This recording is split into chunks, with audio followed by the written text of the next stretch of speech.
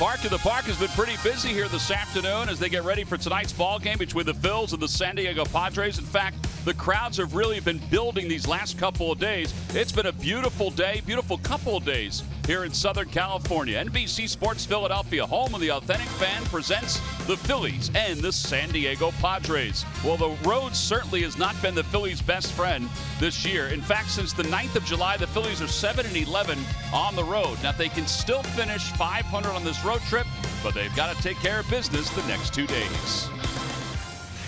Hi, everybody. I'm Tom McCarthy, along with Ben Davis. All right, so they can take care of business because they have their two best pitchers going tonight and tomorrow. We'll talk about Aaron Nola in just a little bit. But, Ben, let's talk about this offense. Gabe Kapler said it's just a small thumbprint on a long season, but the Phillies got to get something going here. They definitely have to, and hopefully they're hitting this, this slump at the right time to get this out of the way as they make a playoff push. But take a look at your Toyota turning point with this Phillies offense, and it has been a struggle. On the current road trip, they've been outscored 13-7, out-hit 41-25. The runners in scoring position, though, T-Mac, 3 for 29. That is not getting the job done. All right, so the last time the Phillies were shut out in back-to-back games, they didn't have a whole lot of base runners. The Phillies have had base runners during this 19-inning scoreless streak. So they hope they get their offense going tonight, but they also hope that Aaron Nola can continue to be Aaron Nola against these San Diego Padres. And we kind of expect this every fifth day out of him, don't we, T-Mac? Aaron Nola is the stud. He is the horse and our number one ace to get the Phillies back in winning ways. He's been so dominant with the fastball, the curveball, and, of course, the changeup. This last outing against the Marlins, I think he just got a little tired, and his fielding wasn't on point. Missed a couple balls that were hit right back at him. One led to a run. But I think Aaron Nola, you're going to see a different side of him tonight. Go out there and dominate this San Diego Padre lineup. It's shocking to think about this, but he hasn't won since the 9th of July. Now, you look at his numbers at home and on the road, 8-0 at home this season. The record's not the same on the road. The ERA is not too much different. The opponent's batting average against is actually better on the road here in 2018. So the Phillies hope they can get him deep into tonight's ball game and take game 2 of this series. He'll be opposed by Walker Lockett, making his third start and his second appearance overall. When we return, we'll go back to Philadelphia, to the NBC Sports Philadelphia studios. Phillies baseball is brought to you by Xfinity, the fastest internet in Philadelphia. By Toyota, the national clearance event is going on now. Toyota, let's go places. By Citizens Bank, official bank of the Phils. Visit citizensbank.com. And by Independence Blue Cross, live fearless. Learn more at ibx.com.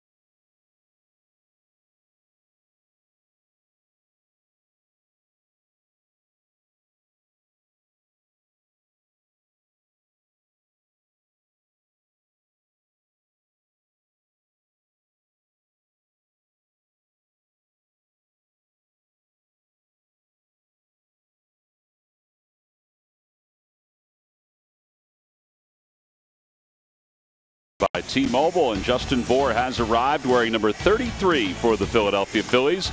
Took batting practice today, met with the members of the media, got some handshakes while he was in the dugout. Wearing number 33 for the Philadelphia Phillies. Signed some autographs, his first autographs as a member of the Phillies. Looking forward to the challenge of being part of this roster and the excitement of being in a pennant race for the first time. I think it helps too that, you know, a lot of the guys know him just from playing against him since he's been in the division his entire career. Fans are settling in. Lineup cards have already been exchanged at home plate. Bob Stumpos sprinting out to the bullpen. He's got his seeds in hand, so he's going to get out there. Aaron Nola is just finishing up his warm-up tosses and heading in for the Phillies bullpen. Aaron has made 4 starts against the San Diego Padres, and the Padres will take the field. This Gabe Kapler answered a lot of questions today about the roster move, sending Zach Eflin out to make room for Justin Bour. We'll talk about that a little later on. I think the plan is that for Zach to pitch one of the doubleheader games on Thursday. Let's take a look at the Phillies lineup. It's brought to you by Xfinity, the fastest internet in Philadelphia.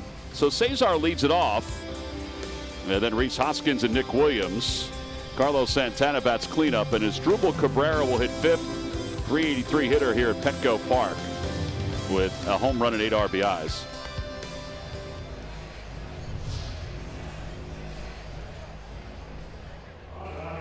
Walker Lockett is making his 3rd start for the Padres, his 4th appearance overall. Opposition hitting .354 against him. And Andy Green spent a lot of his time today talking about Lockett being more aggressive in his last outing against the Chicago Cubs. You look at the numbers in AAA, 4.9 with a 4.92 ERA. Thinking, why did he get caught up? Well, he does throw a lot of strikes, but he's in the zone a lot. He can elevate at times, and hopefully the Phillies can come out of this offensive slump that they're in. It is an offensive slump. They have not scored a run in 19 consecutive innings, but it's even beyond that as far as the numbers go. We showed you the numbers during the course of the Open. Well, a little earlier start out here in the West than last night.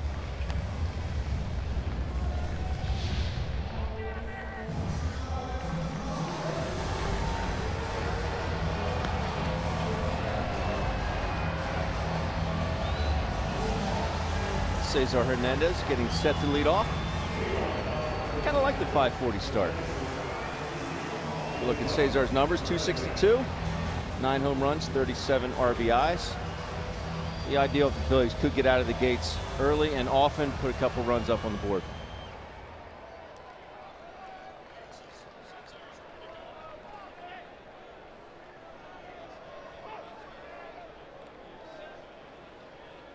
The first pitch of the night is taken outside. We're underway, and the count is 1 ball and no strikes. Cesar last night was 0 for 4 with a couple of hits. And he hits that one foul off the third base side. It's 0-2. Phillies last night were shut out for the 2nd consecutive game. They lost to a youngster making his major league debut. And a breaking ball. And it's 1 ball and 2 strikes.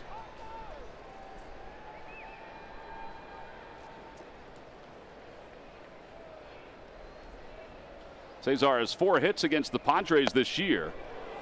Well, he does have a pretty good fastball. That one was at 94 miles an hour.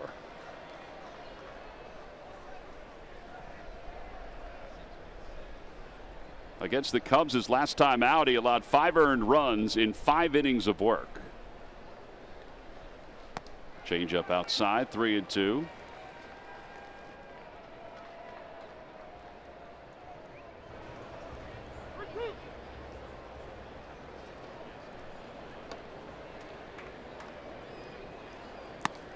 And ball 4, so Cesar draws a walk. You know, last night the Phillies did get some opportunities early on in that ball game, but just couldn't get that big hit. In fact, the first 2 innings, it looked like Jacob Nix was on the ropes. The Phillies left 5 runners on base in the first 2 innings. Odubel came up with the bases loaded, grounded out. They had first and second with 2 outs, and Rhys Hoskins flied out to right field. I think the biggest number, we showed that in the open, that offensive woes that they've had, the runners in scoring position, 3 for their last 29. So here's Rhys. He was 0 for 4 last night. And he's 0 for his last 14.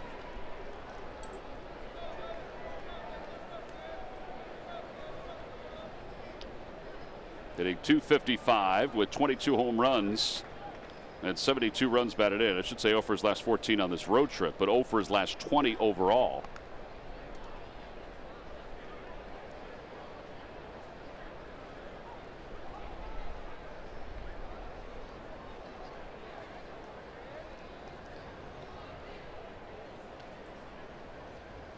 There's the strike, and it's 1-1. I would think that Hosmer over at first base is going to have to be battling that sun a little bit in the early part of this game.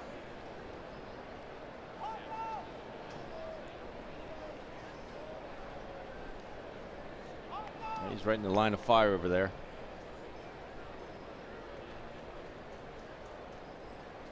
Inside, 2-1. Lockett's a big kid. He's 6'5".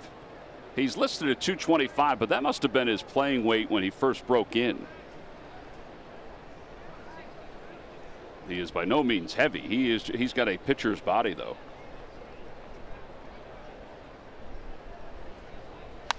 Ball's popped up behind home plate. Hedges will have some room. And 1 out here in the first. That brings us to our Geico quote of the day. Rhys talking about the Phillies' hitting struggles. Sometimes you go through stretches like this. It happened in early June. Obviously, you hope to limit them, but it's the game of baseball. These things happen. I don't think we're pressing. I think we're having pretty good at-bats. The results just aren't there. Now, the time he was referencing earlier this season, there was 22 consecutive scoreless innings for the Phils that went from the 31st of May to the 3rd of June. But we showed you the runners left on base during this stretch. During that stretch, they left 12 runners on base. They weren't getting any base runners. Right. They weren't getting any hits, any base runners.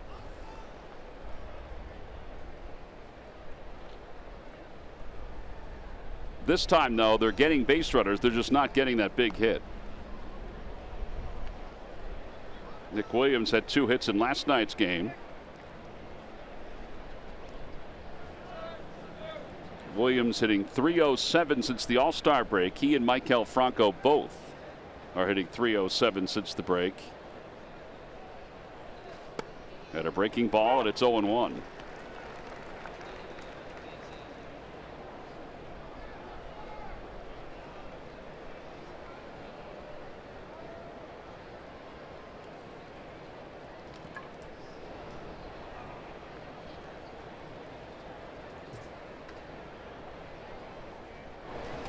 Yeah, the dirt.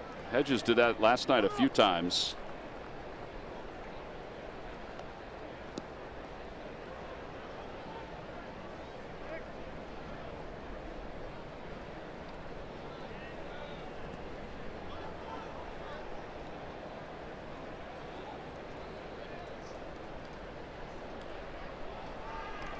Another throw over as it pops out of the glove of Hosmer.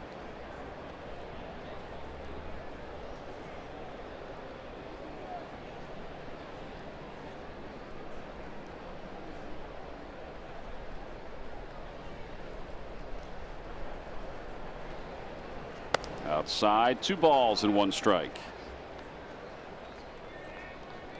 A good conversation with Gabe Kapler today, and we talked about the first inning the other day against Patrick Corbin, where Cesar got into motion, full count with Nick Williams at home plate, and Nick Williams ended up striking out. Cesar got thrown out at second base, and he said, I was kind of beating myself up over that because we ran in and out. He said, the last thing we can afford to do is to run into outs. Yeah, and I think he's conscious of that. The bunting for an out, the running into outs because the offense has struggled. But the other part of it, the other part that you can look at is the fact that sometimes when you're struggling, you got to try to make something else happen. Right, try and manufacture it. He's always said, you know, I'd rather err on the side of aggressiveness. He just doesn't think that running in a full count really prevents you, really helps you from staying out of a double play as much as you would think. He said, now, if there's a sinker ball pitcher that gets a lot of ground balls, if there's a sinker ball hitter, and a guy that's a base stealing threat, then he might be. He said, but all three of those pretty much have to line up. I will say that if you discussed a lot of stuff with Gabe, even if you've seen it before, he has numbers that back up his discussion. 3 balls and 2 strikes to Williams.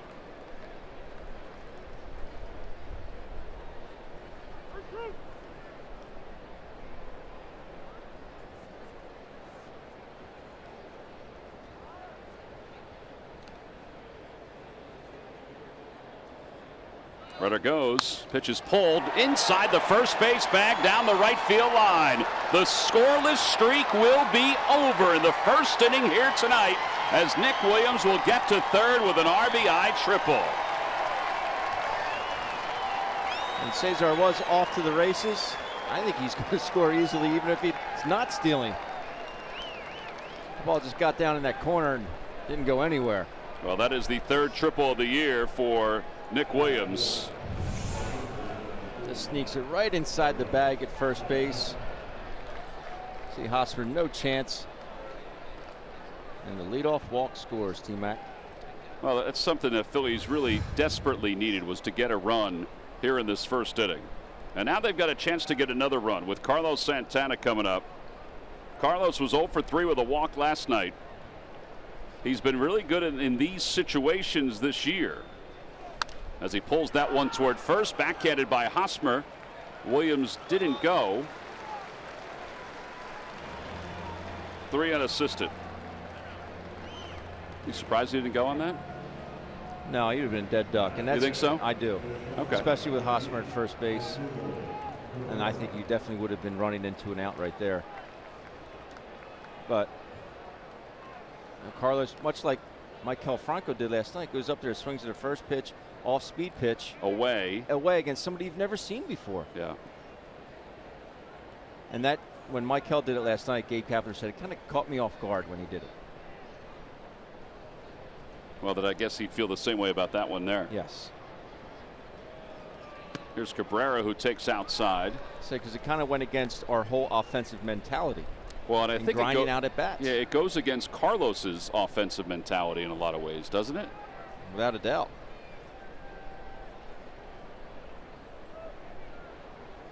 One ball, no strikes to Asdrubal Cabrera. Pops it up foul.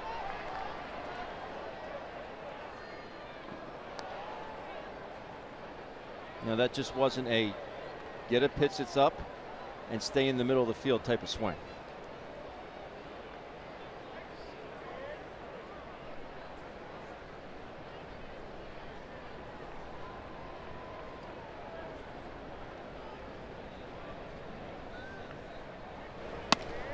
Two balls, 1 strike to Cabrera.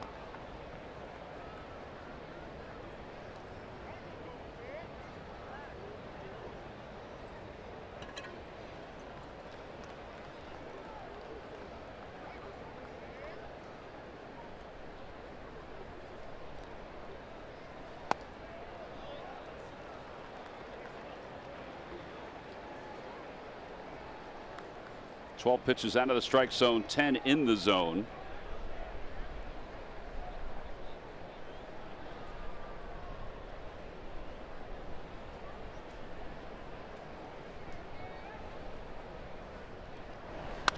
That one's pulled to right center field. That's going to split the gap and go to the wall. A run scores. Cabrera's on his way to second. It's an RBI double, and the Phillies take a 2-0 lead. That's a huge 2-out tally there. It sure is. Huge. That is the 11th hit for Cabrera in a Phil's uniform. You just hate to waste that opportunity. Runner at third, less than 2 outs. He gets a hanger here, does Asdrubal. He peppers it the right center field gap. Nick Williams scores easily. Asdrubal in the second easily. Well, Aaron Nola's got a 2-run lead to work with, as the Phillies have scored their 500th run of the season, which will tell you that they've been consistently around 5 runs per game, even with this drought they've had.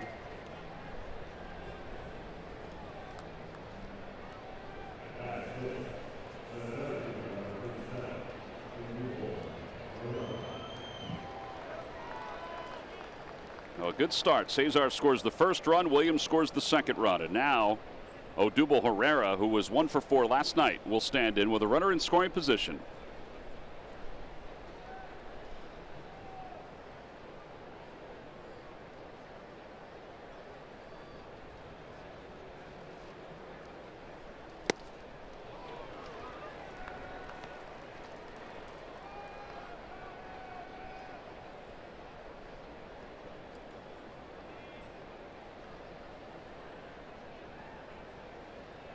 Odubel's batting average has slipped, obviously, but also his on-base percentage has slipped.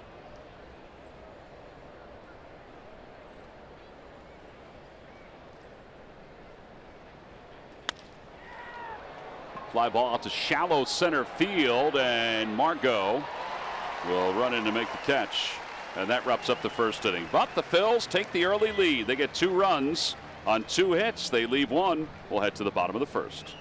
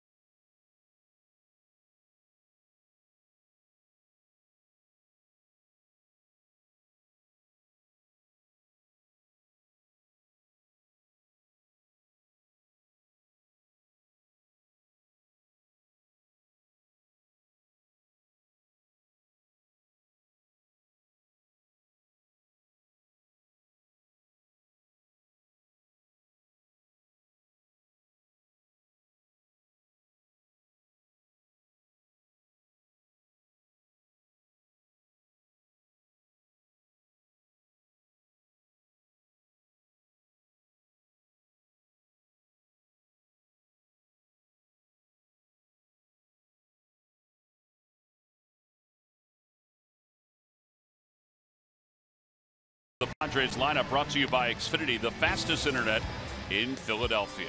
Well, Margot will lead it off, and then Eric Hosmer. Hunter Renfroe's hit it 7 straight, will hit 3rd. Reyes will bat 4th. Then Hedges 5th, and Freddie Galvis 8 for 14 against his former team. And they will face Nola, who is 12-3, an ERA of 2.37. He has been so good. You see the opposition batting average against. Lefty's hitting 208, righty's hitting just 197. Average fastball for Aaron, 92.3. Change to go along with that excellent curveball. Overall against these Padres, decent. Like to see those numbers improve tonight. We'll face Margot, Hosmer, and Hunter Renfroe to start things off. Nationals have already won today, and the Braves are leading their ball game. That game's in the 7th down in Atlanta. Margot was 0 for 4 last night with a couple strikeouts.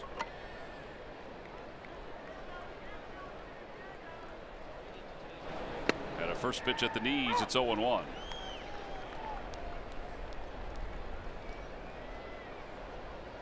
Aaron Nola has helped spearhead, along with Jake Arrieta and Zach Eflin, a staff that since the 1st of July has a 3.14 ERA. That is tops among starters in Major League Baseball. That's 30 teams.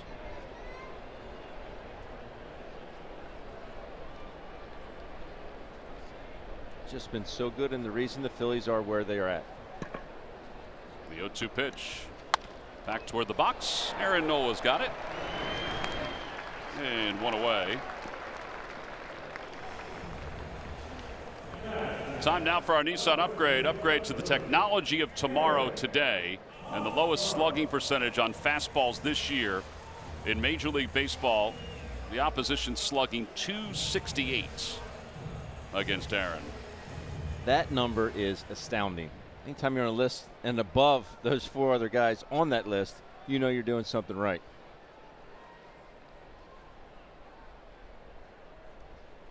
Hosmer hitting .254 this year. He was 3 for 4 yesterday with 3 singles. And a curveball, and that is a dandy pitch right there.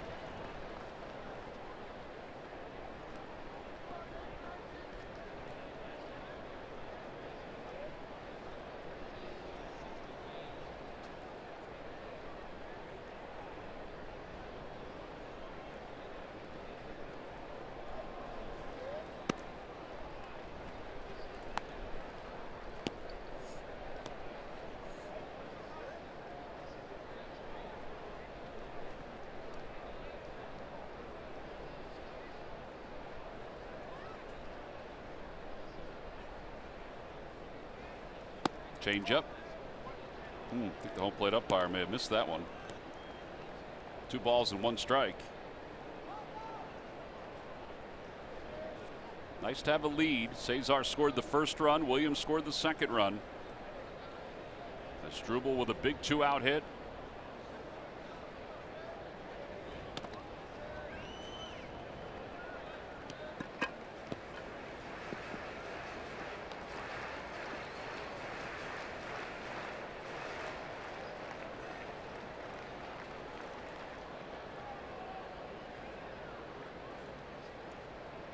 Padres since the 1st of August are hitting .304 with an on-base percentage of .360.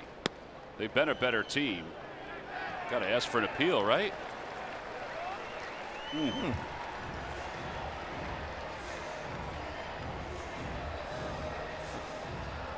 Mike Winters, the crew chief, he's over at third.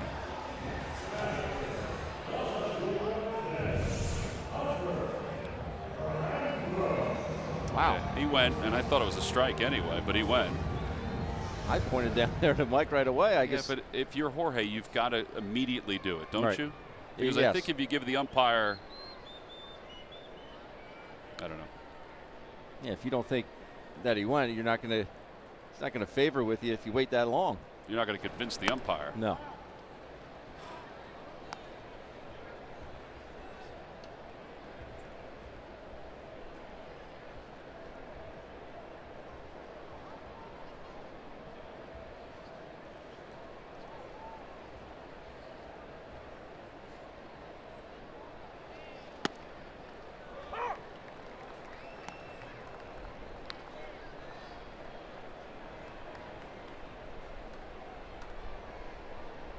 Renfroe last night was 0 for 4. Made a couple really good catches in left field, though.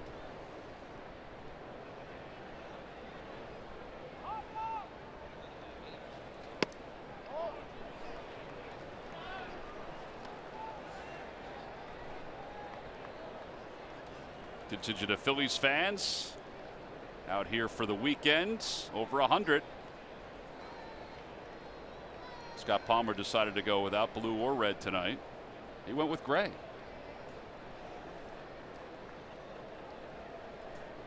Two balls and 1 strike to Renfroe. The ball's cracked foul. It's 2-2.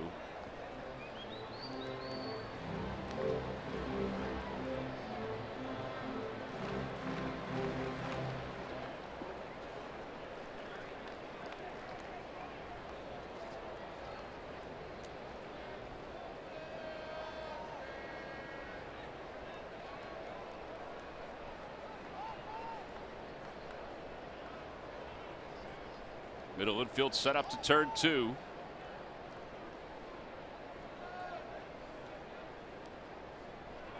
And a changeup. And it's 3-2.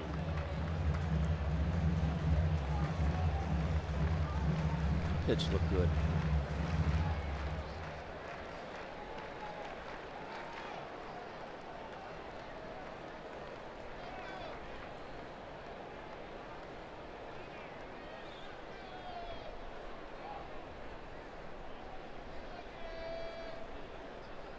Runner goes. Pitch is lined into right field, a base hit. Hosmer's going to go to third. Now the Padres have first and third with 1 out.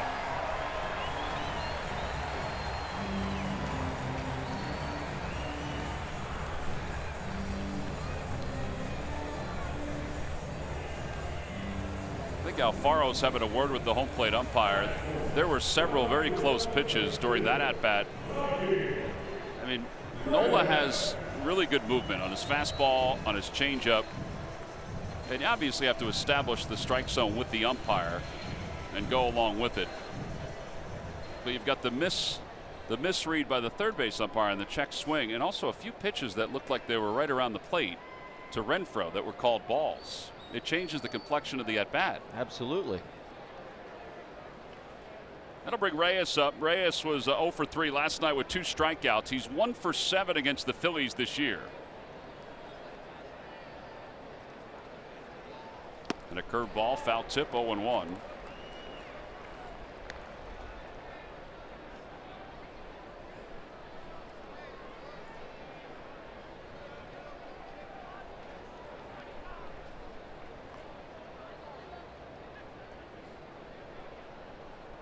Two nothing Phils here at the bottom of the first.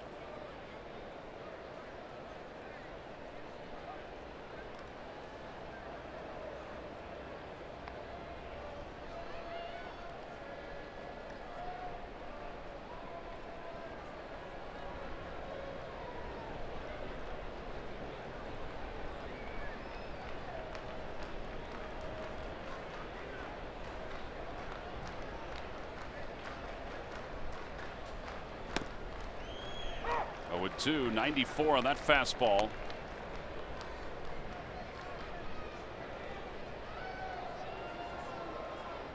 Hosmer leads off third, Renfroe off first.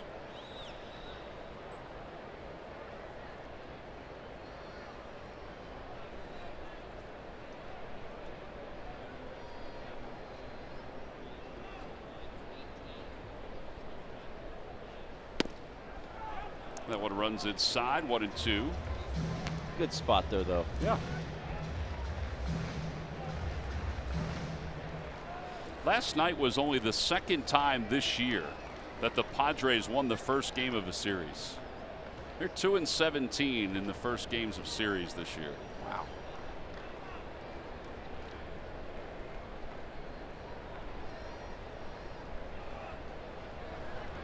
That one's pulled. Foul off the umpire. Whew, that was a close one. That ball had some pretty good run on it, didn't it? I don't think Mike Winters could have done anything to get out of the way with that one. Aaron hangs his breaking ball. Whew.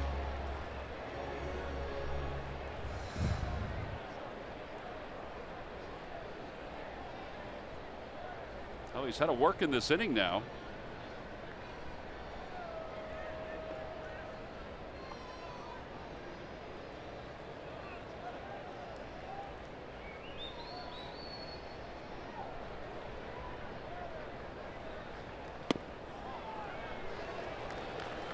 Change up low, and it's 2-2.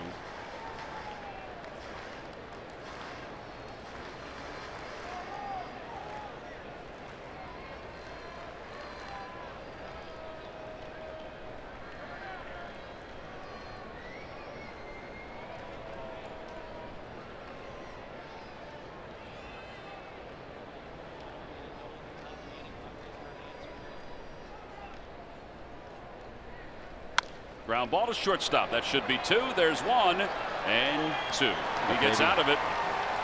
6-4-3 double play. No runs, 1 hit, and 1 man left. We'll go to the second. It's the Phillies 2 and the Padres nothing.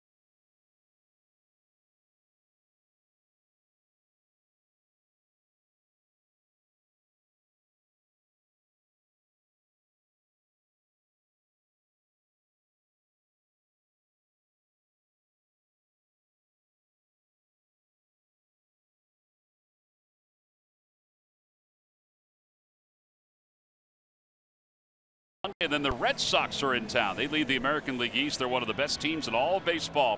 They'll be in town Tuesday and Wednesday at 7:05. Get your tickets by going to Phillies.com.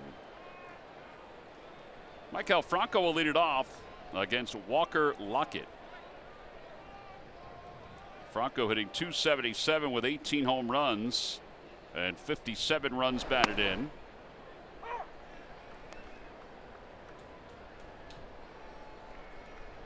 Franco was 2 for 4 yesterday with 2 singles. Inside, 1-1.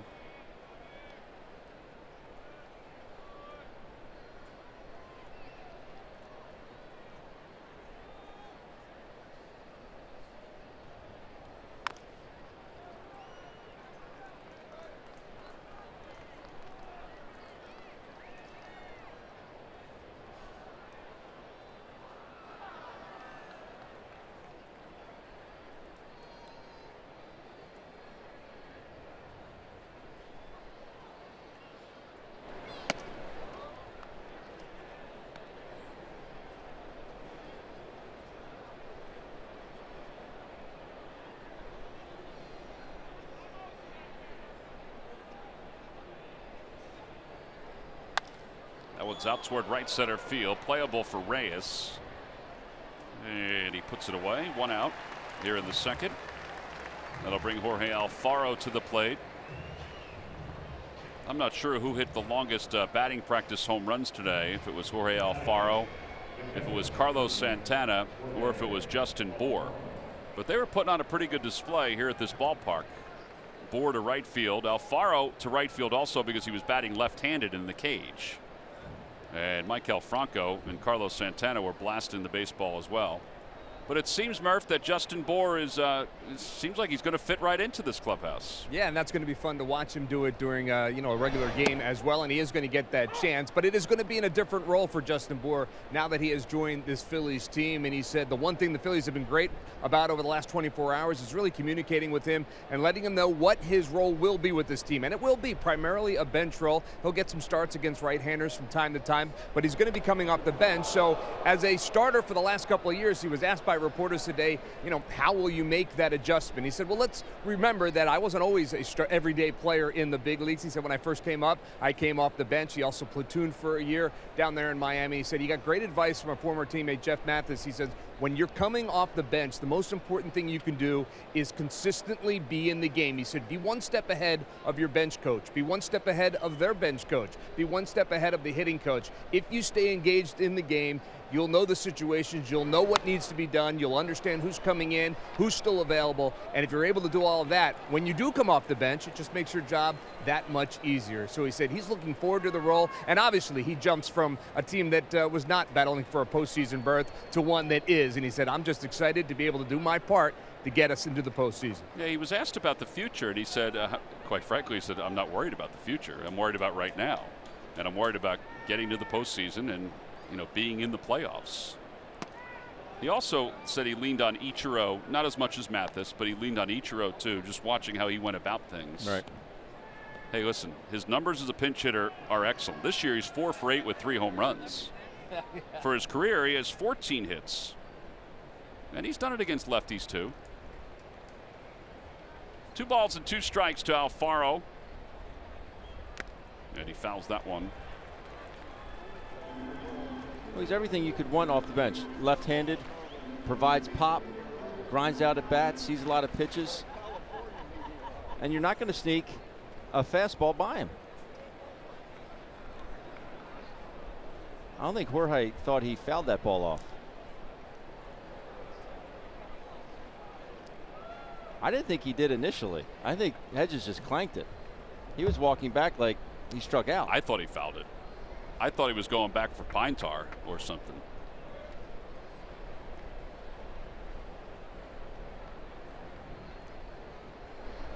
Three and 2, unless he thought that the tick tick, because you heard 2 different sounds, was off the catcher and then off the umpire.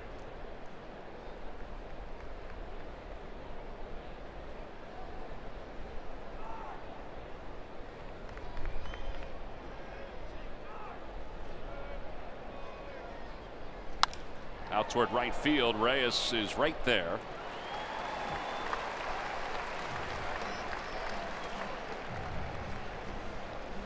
Good piece of hitting by Jorge Alfaro. Unfortunately, right at Reyes. Smoked that ball.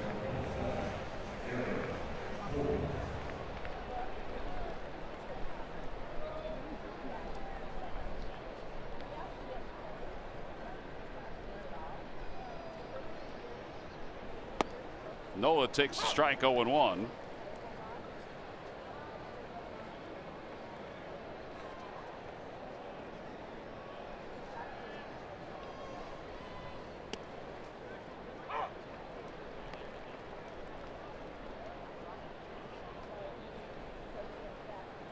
No balls and 2 strikes to Nola. And Aaron's down looking. First strikeout for Lockett.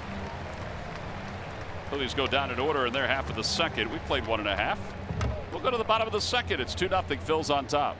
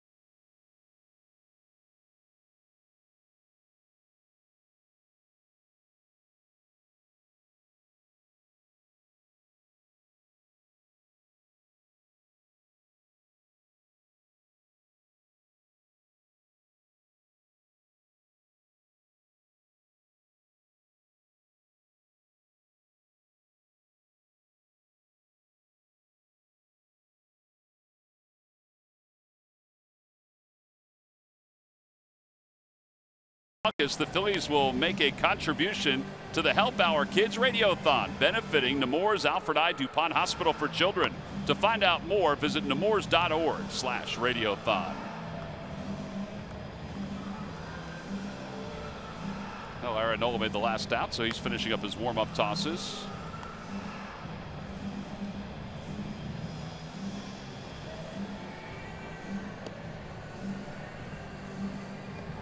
They'll face Austin Hedges, Freddie Galvis, and Christian Villanueva, with the Phillies on top 2-0.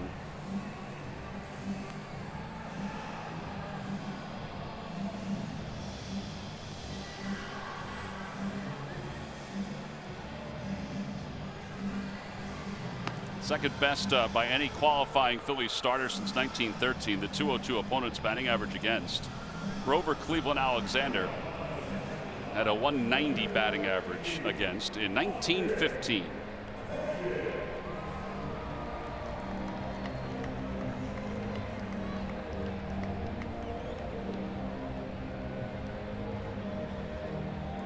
Not that the Phillies were anywhere near this, but I just went looking around today to see what the record for the scoreless streak was in baseball history. It's actually the 1906 Phils and the 1968 Cubs. 48 consecutive scoreless innings. Oh my goodness. So 19 is nothing. No.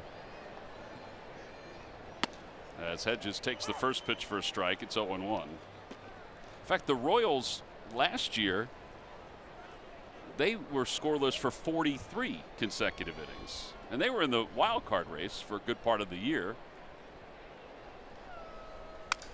Broken bat looper out to left field. That's going to drop for a hit. Can't get this guy out. Yep. It's his third hit of the series. Well, he certainly provided a spark last night. He scored the team's first run, and then he scores the team's second run. A home run on a high fastball.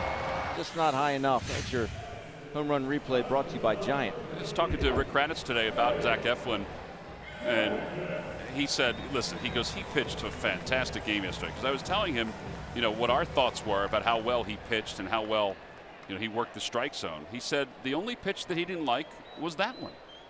He said maybe the pitch to Galvis, where, you know, his pitch selection may not have been the best. He said, but really, those are the only 2 mistakes that he made.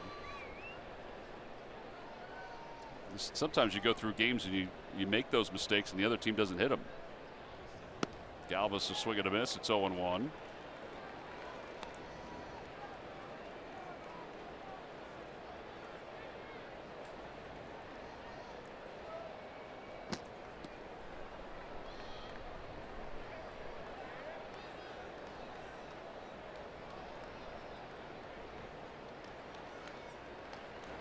Curveball, 0-2.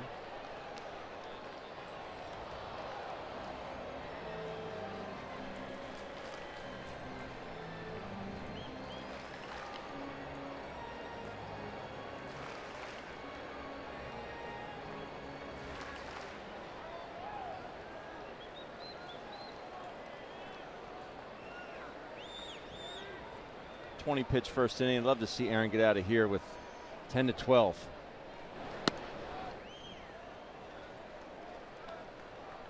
Gonna be tough to do.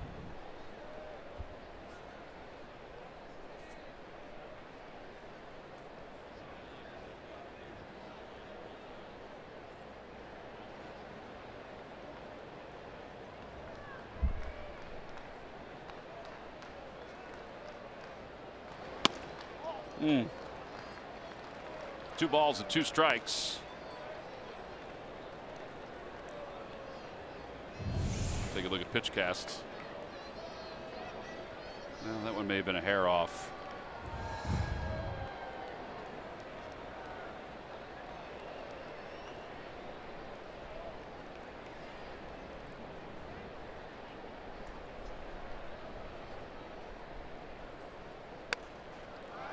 He tried to change up.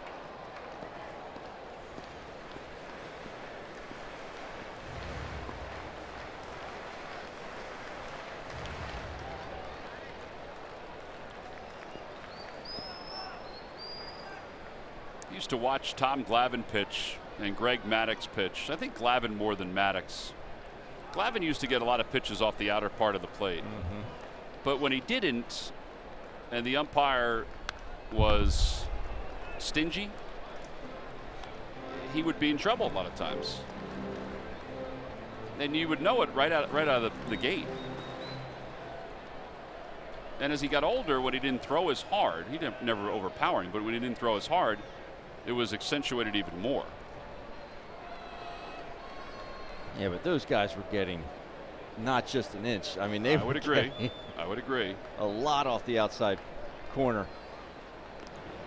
But there were times, though, when they were getting the corner, yeah, where they, you know, they would go for the corner, they weren't getting it, and that's when they became different pitchers. I think to a certain extent, you saw that in the first inning with Aaron, which is why he threw more pitches than he would have liked.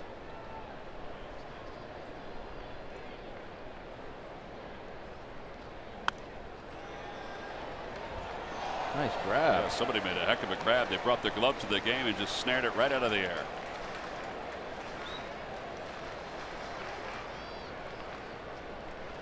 Padres fan, and he gave it to a Phillies fan in front of him. There's a Phillies jersey, a Carson Wentz jersey. That's very nice of him.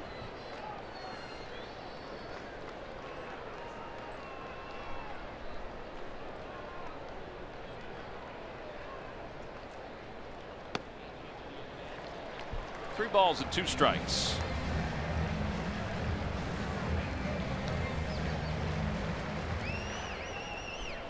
We saw Hedges take off last night 3 times in a row.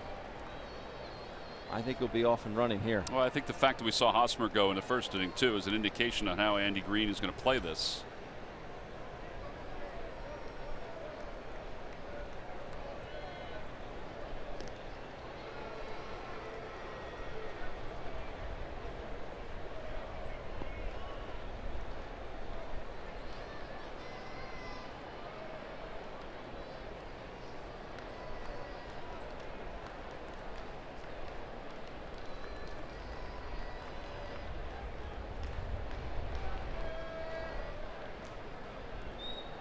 Runner goes. Pitch is swung on and missed. Throw to second base is off the glove of Cabrera and into shallow right field. Hedges didn't realize it. And that's a break for the Phillies. It's a stolen base. First strikeout for Nola. Like Asdrubal was just late getting there. Throw was there on time, I think. He's definitely late getting there. It throws up the line a little bit, but I think if he's there and set.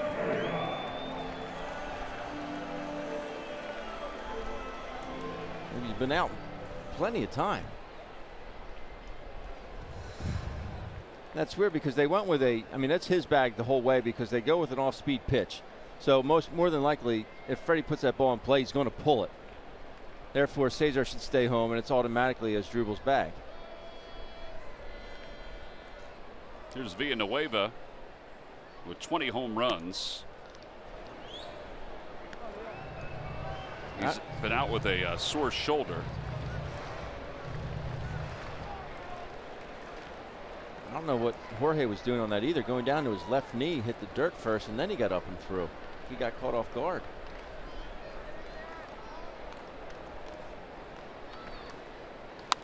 Curveball hit foul off the right side, 1-1.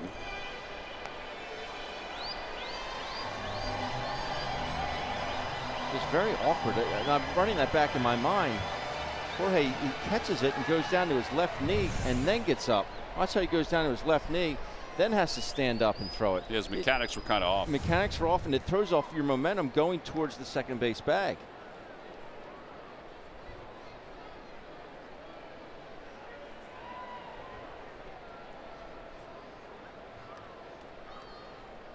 Curveball fouled, and it remains, or it goes to 1-2.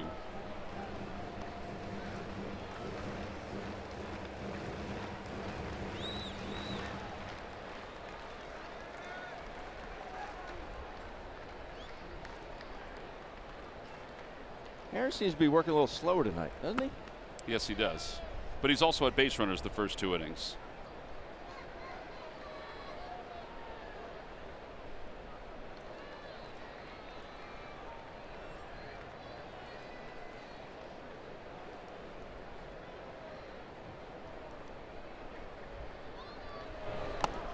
And that got him, so that'll put runners on first and second.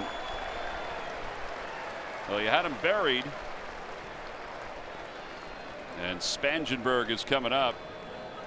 We know there's a lot for you to watch on TV and a lot to do in your life. So when you can't settle down in front of a TV to watch your fills, stream them on your device. Download the NBC Sports app and never miss a moment.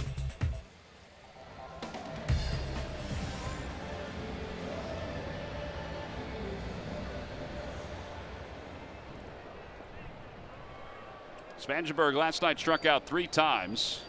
Nola's already rolled a double play ball.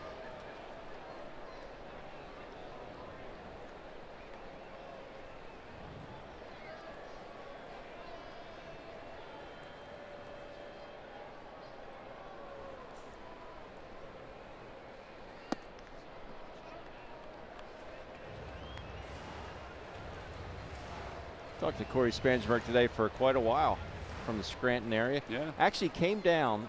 He graduated in 2009 from high school, but he actually played Malvern his senior year. They came down and played Malvern. Oh, really? Yeah.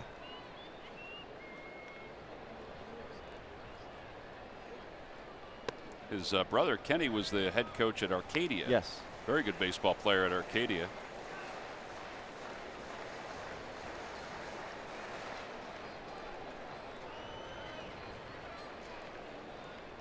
In fact, I think I just saw that Ken just got engaged.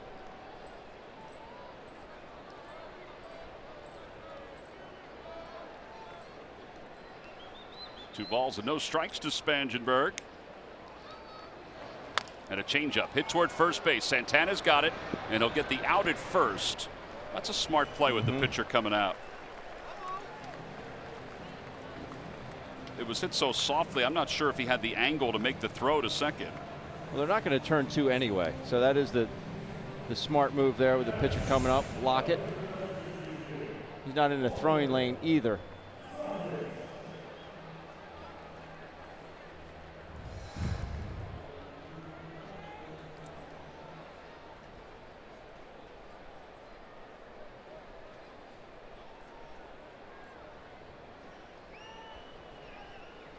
Lockett 0 for 3 in 3 games.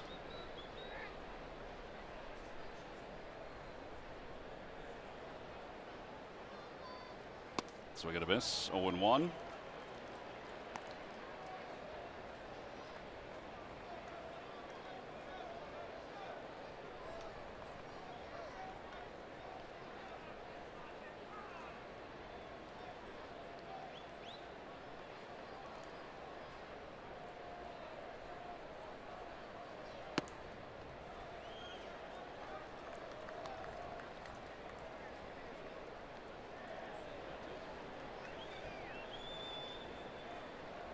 It's very unlike Aaron Nola to have 20 pitches in each inning so far.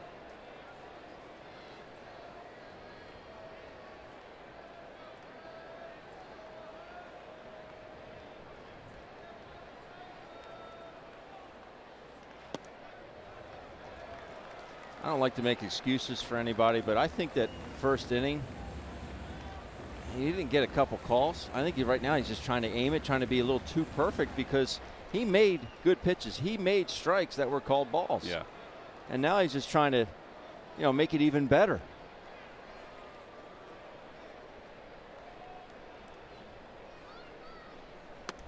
Outside, 3-1.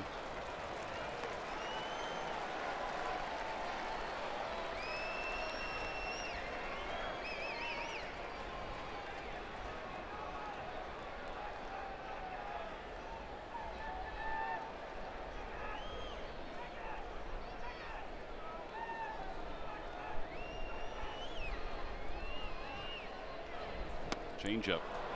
Oh, it was fastball. Boy, it looked like it had a changeup action on it, but maybe it was because it was a two-seamer. It had the same movement.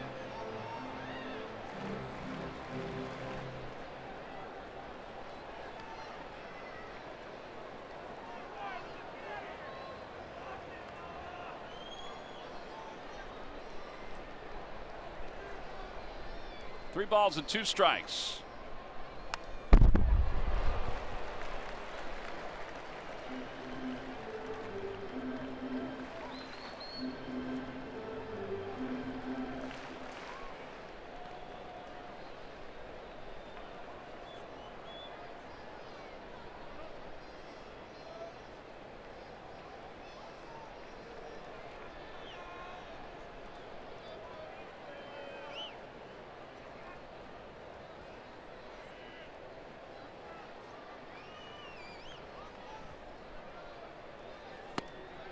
And ball 4.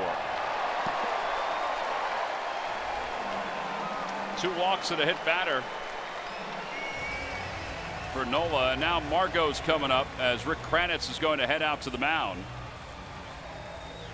Just wondering the pitch selection there. You go inside, you're set up inside. On the pitcher, the margin of error on an inside corner is slim. Yeah, I can't imagine he would have gotten much if he just threw it right down the middle of the plate. And it's the pitcher.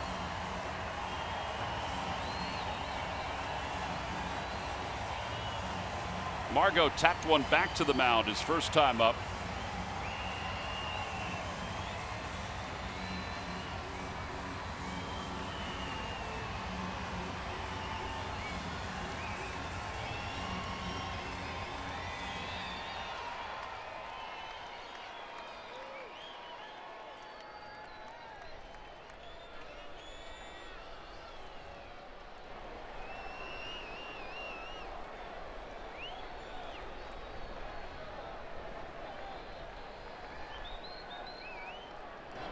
Curveball hit toward third. Franco scoops it and throws across the diamond in time. Well, that was helpful. He swung at the first pitch, and the Padres leave him loaded here in the second. We'll head to the top of the third. The Phillies up 2-0. Cesar Hernandez will lead it off when we get back.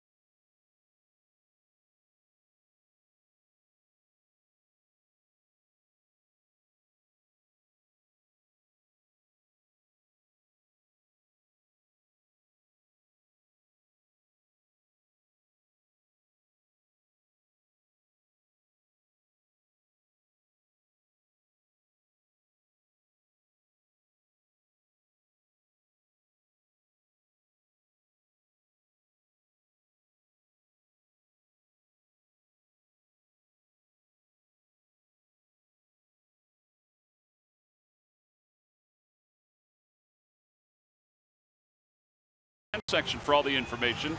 And please submit your answer on the subject line. Ben, the question is this: who was the oldest player to play for the Padres? The oldest player to play for the Padres. That wasn't you, was it? No. Well, Aaron Nola's got a lot of pitches through the first 2 innings, but he still has the lead. And now the top of the order is coming up for the Phillies, and maybe they can give him a bit of a cushion against Walker Lockett. Come to think of it, you're not even the age of this player when he was the oldest Padre. Now. Really? Yeah, like if you put on a uniform, if you put on old number 13 and had Freddie Galvis wear 31,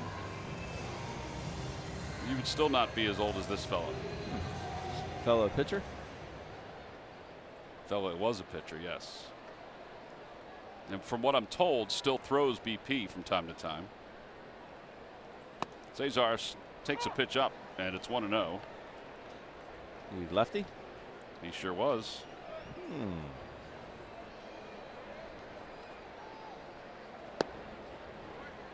Did we see him tonight? We did not see him tonight. No. Nope. Nope. We saw Randy Jones. He is not the correct answer. 1-2. You think you knew who you are? You think he remembered you, Randy? He said, "Hey, Ben." Oh, he did? Yeah. I didn't hear that part. I think the amazing thing about him, looking at him now, is that when he played, he was one of the more dominant pitchers. As Spangenberg slips, and that was close. Wow. That was really close. Jose Flores said, take a look at it. Cesar busting it right out of the box. Well, and the slip by Spangenberg. And Hosmer really didn't even stretch for it. No, the decider has said that he is out at first.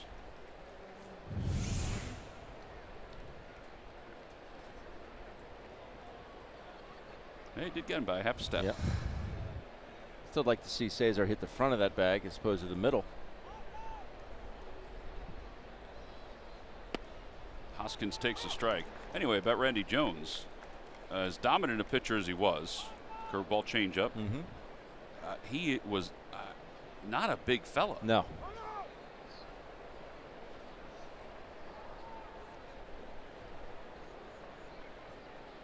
Yeah, he's listed at 6 feet, and he's not 6 feet. Not so much, even with his boots on.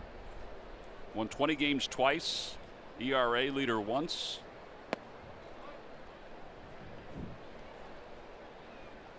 He had 25 complete games back in 1976. Just 25.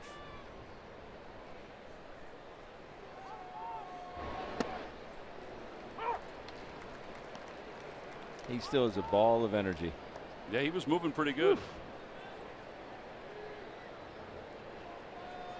You had gotten up and come back to the booth here, and then Andy McPhail sat down and Kevin Jordan sat down. We're finishing up supper, and he sat down with us and just went on a tirade. It was awesome. He was holding court. Did he approve of the barbecue that was in the lunchroom tonight? I did not ask him. Randy has a barbecue place out here in the stands. Wins leaders in Padres history, 92 for Randy Jones. He finished with 100 career victories, 8 with the Mets. And as Hoskins fouls that off the foot.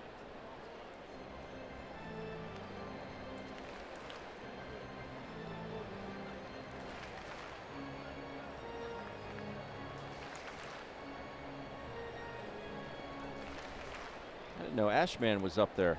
70 wins. Andy Ashby. I got to see him last weekend. One of my favorite teammates of all time.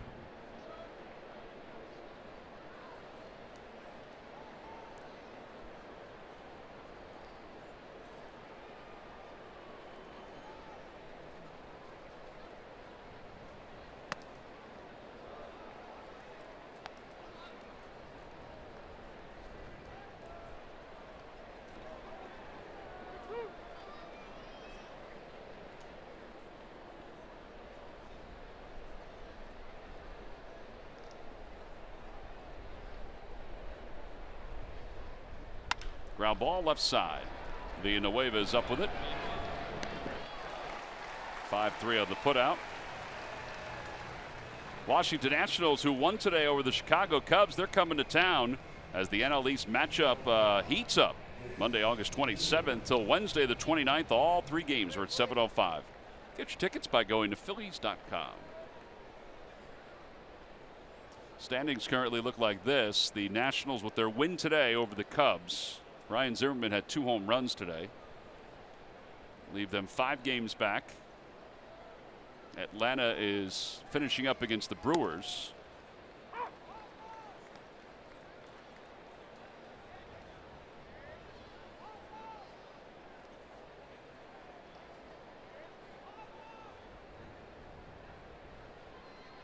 Outside, 1 ball, 1 strike. And the Brewers have taken the lead over the Braves 4-2.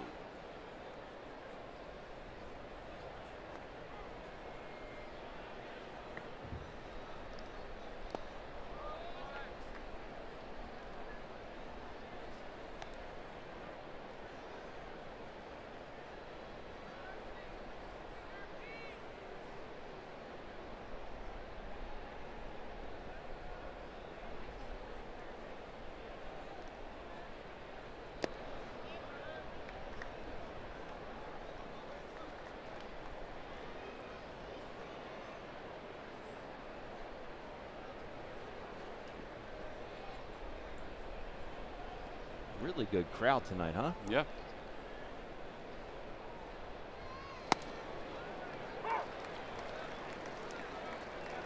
Beach towel giveaway today, Ben. That's right.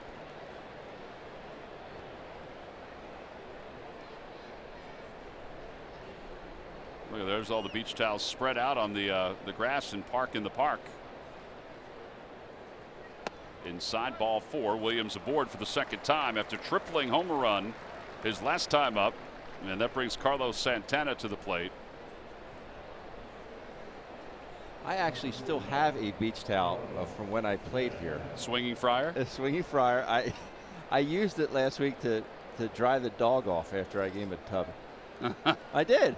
I swear to you.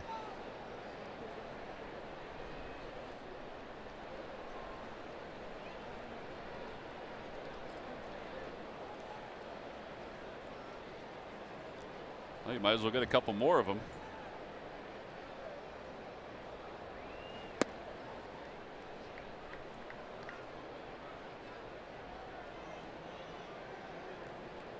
One ball and no strikes to Santana. He grounded out on the first pitch his first time up.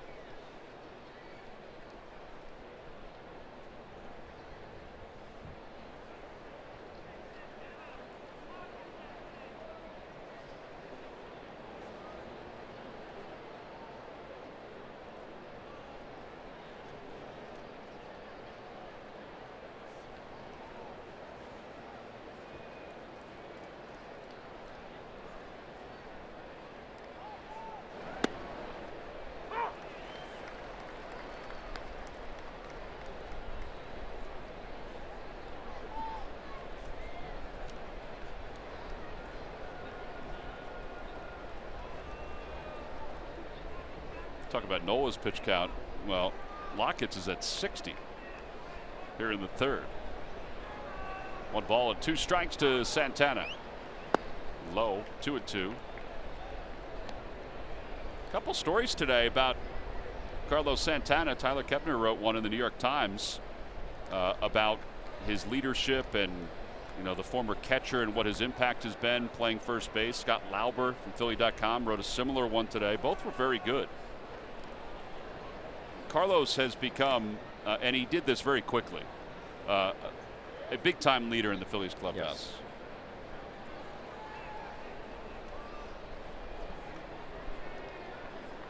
Yes. A lot of younger players, position players, can really learn from his work ethic. Runner goes, pitch is pulled to first. Hosmer flags it down. 3 unassisted, no runs, no hits. One man left for the Phillies. Aaron Nola got a little breather, and now it's back to work for the bottom of the third.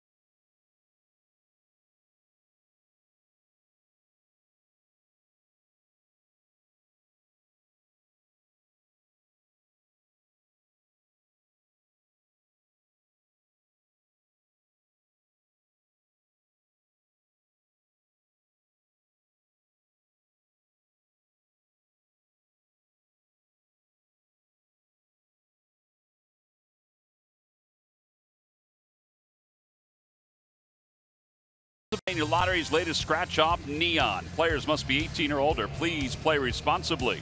And buy Nissan. Shop ChooseNissan.com. Bottom of the third inning. And the Phillies are on top 2-0. Uh-oh, somebody made a mess. That's right. Nacho cheese, that'll last a while. He's like, why are you taking it off my fingers? Just about to lick that.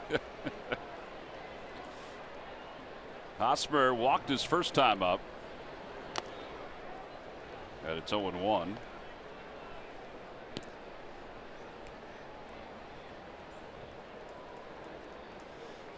Aaron's fastball is maxed out at 95.2 tonight, according to PitchCast. It's averaged 93.8. Boy, that one looked like it was quicker than 93, didn't it? It sure did. Just go up a little bit higher with that. Four seam it at the top.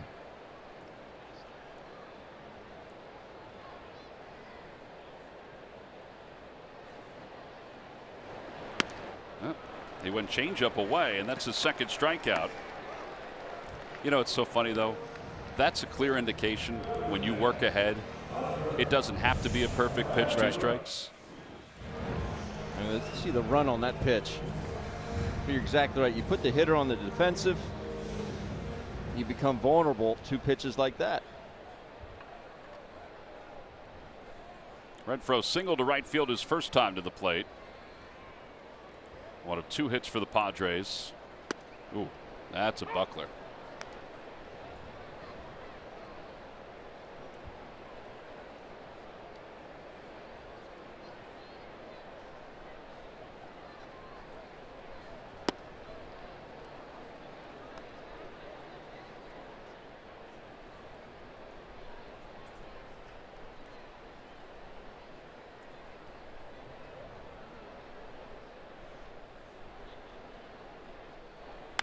Curveball pulled to left field.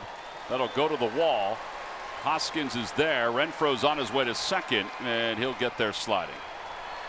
He almost fell off the bag. It's a 1-out double. That's his 18th double of the season. Renfroe sitting on this breaking ball. Nola hangs it and puts a good swing on it. Lucky that ball stayed in the park.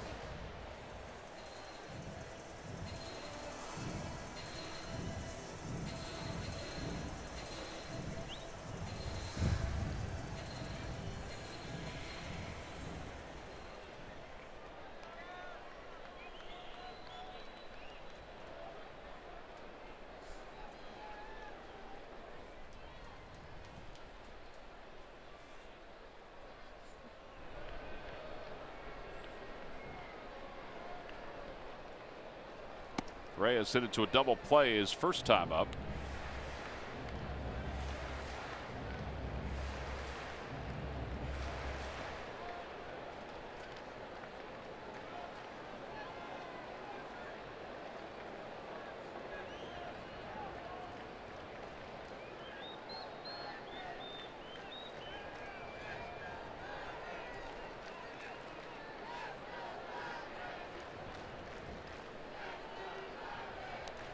Aaron first and third with one out in the first inning, able to get out of it. Last inning, bases loaded, able to get out of it. Here's some more traffic. Runner on second with just one out.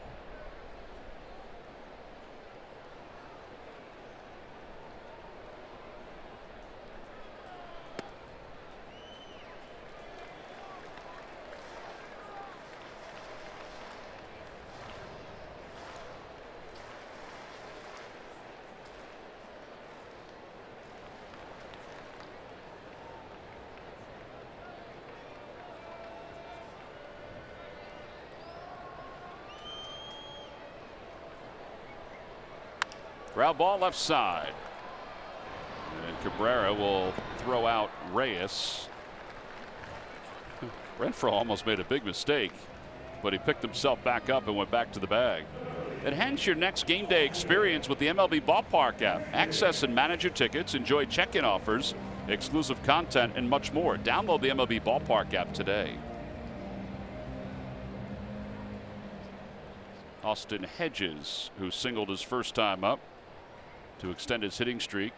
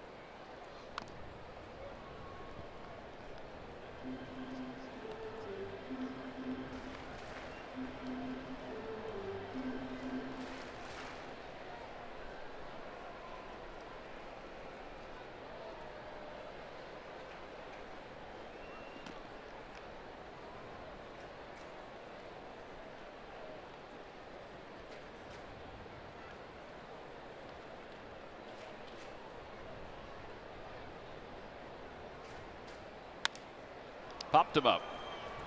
Cesar near second base and shallow right center field, and the inning is over. No runs, one hit, and one man left. There's your buddy, Tony Gwynn Sr. Beautiful statue out in the park. We'll head to the fourth.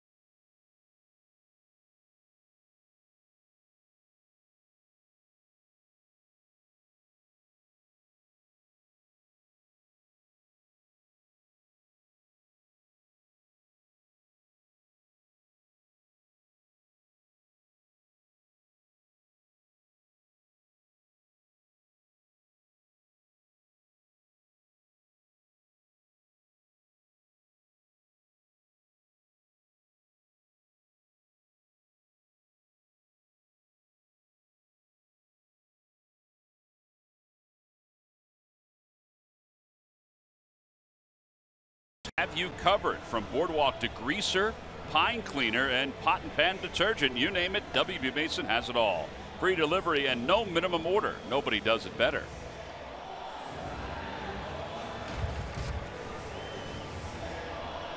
Top of the fourth inning, Phillies lead at 2-0. They'll send Cabrera to the plate, Herrera, and Franco. Well, Nola had an 11-pitch third inning. He needed that. Yes, he did.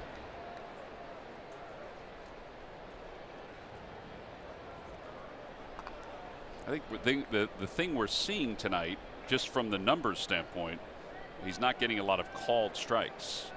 Swinging strikes, he's got 9 of them. But called strikes, he has only 6. And the first 2 of the game were called strikes. So since that time, he only has 4 called strikes.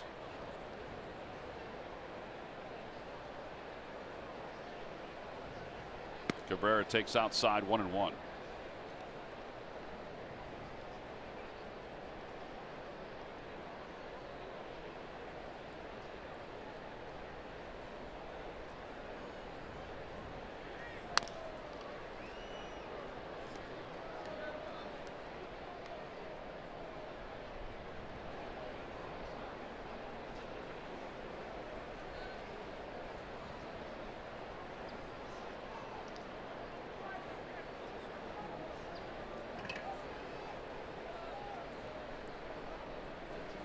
Here's the 1-2 to Cabrera. Swing and a miss. 92-mile-an-hour fastball. Just the second strikeout. That'll bring Odubel Herrera to the plate. Let's check in with Greg Murphy. Murph? All right, thank you very much, Tom. Well, Petco Park, a beautiful baseball park for sure, built in 2004, but it's had a little bit of a change of personality over the years, over the 14 years that they've been playing Major League Baseball here. For the early years after it was built, it was widely considered the best place to pitch. It was a pitcher's park, no doubt about it. You go back and you look at the hitting stats here, and they all favored the pitchers, but something happened along the way, and if you just pick it up in 2012, and that's the year they decided to move the fences in a little bit here at Petco Park, but the number, if you just look at home runs and the number of home runs hit here at the ballpark, they jumped. They went back down in 2014, but then in 15, 16, and 17, they are right up there among the middle, even the top 10 in all of baseball. And I was talking to Rick Kranitz, who spent some time here a couple of years back, and they said, you know, what's different now? He said, you know, there was a time when his pitchers, they just absolutely loved to pitch here, but then the construction around the ballpark and the different things that they've added to this ballpark, including the big video screens, they think have had an effect on the way the ball travels. Some of the buildings that are out here in right field behind the ballpark and what that has done to the wind here, things change, and now this is very much a hitter's friendly park. Guys like to come here. You know, it's still at night when the marine layer is thick and it is hard to get the ball out of here, especially for left-handers, but nowadays certainly a lot easier than it used to be. And it's interesting to think about what is around a ballpark and, you know, just the climate itself, how that can affect the way a ballpark plays. Yeah, I think it's fair. I really do. Just, I mean, we're not here that often. We're here 3 games a year, maybe 4 depending on the schedule. But I really think it's turned into a fair ballpark. Now, Murph's right. Back when it first opened, I mean, it was cavernous. Cavernous. Absolutely right. And out in right center field near the 396 sign was the beach area. That fence was a lot higher. Yep. Now it's a fence that Diego Atedgi can jump over to get a home run ball during batting practice. That's saying something. Yeah. You know, Rick Kranitz said to me today, guys, we were talking about it, and he said he couldn't remember exactly the year when it really started to change, but he said there was a time that no left-hander, no ball would leave the ballpark out in right field after 9 o'clock. He said nobody could hit a home run to right field after about 9 p.m. because the air was so thick and it was so deep out here in right field. And that obviously has changed now. And you know, players are bigger and stronger now. The ball carries a little bit more now. But still, the way that things have changed around the ballpark has certainly affected what's happening in the ballpark. Well, nothing's going to change this. This is a rocket out of the ballpark in a split second off the bat of Maikel Franco. And the Phillies take a 3-0 lead. There you go, Murph. It's very fair now. Very fair. Right on cue. Did you tell Maikel to do that, Murph? Here's the thing. I mean, think about how fast that ball got out of here. I mean, that building's been here even before the ballpark was built. I mean, he crushed that ball. Thank goodness nobody was sitting in that seat. I mean, this ball is cooked out to left. My goodness. That would have hurt. Exit velocity was 111.2. It was hit hard. 404 feet into the vacant seats.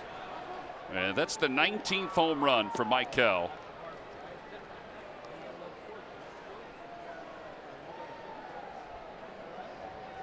Since the 17th of June, Michael now has 11 home runs.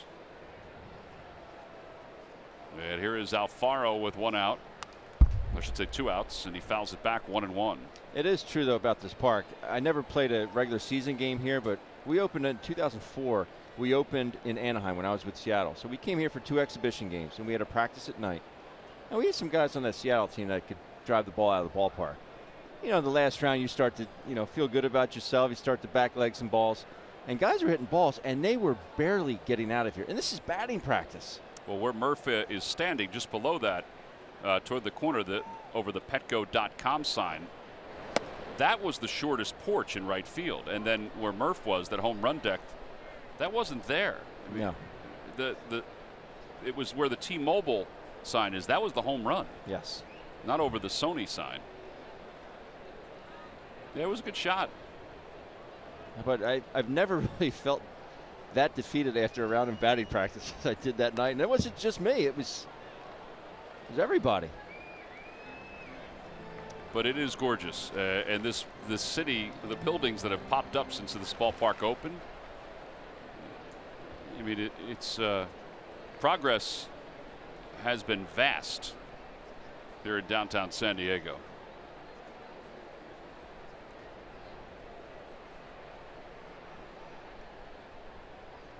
Two pitched Alfaro in the dirt, 3-2.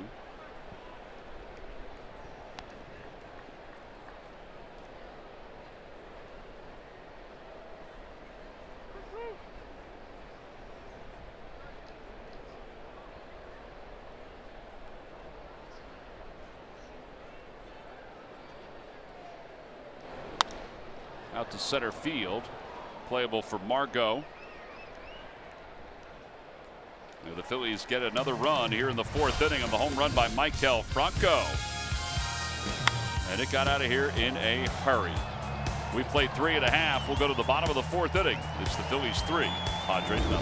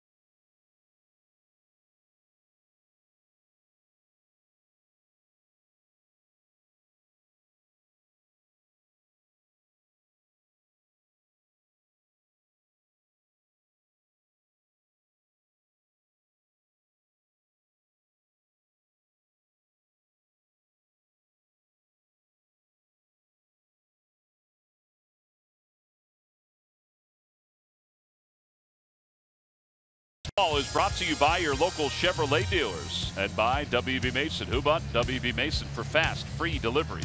Nobody does it better.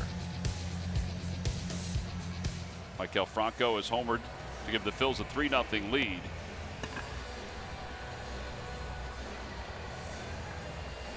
It is really admirable to see what he has been able to accomplish since he was, I mean, essentially challenged. Yes. By the coaching staff, and his position was kind of taken away with J.P. Crawford. StatCast AI, powered by AWS, gives us a look at his home run. That is a rocket. Yeah, there's no launch angle on that one. 21 degrees. That's his 4th home run on Saturdays, Ben. He's hitting .353 on Saturdays. He likes the Saturday night light. Got numbers for everything, Ben. Numbers for everything. They should bat him leadoff on Saturday nights.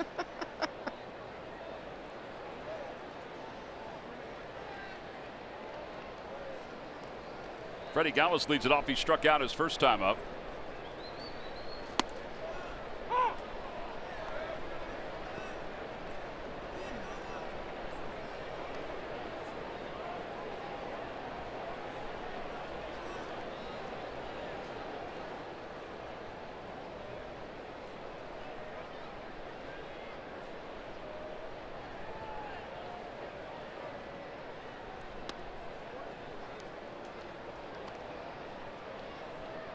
You know how many changeups he's had called strike tonight? 1. None. None.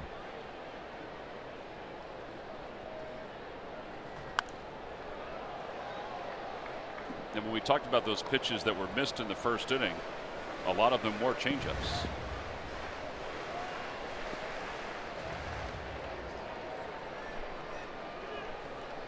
Young umpire, Jansen Visconti. He's settled in a little bit, though.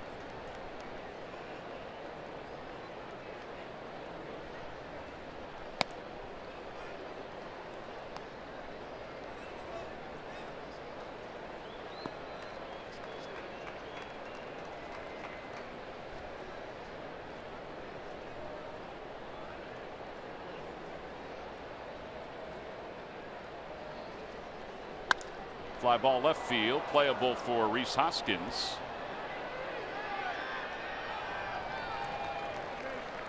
And one away for Christian Villanueva.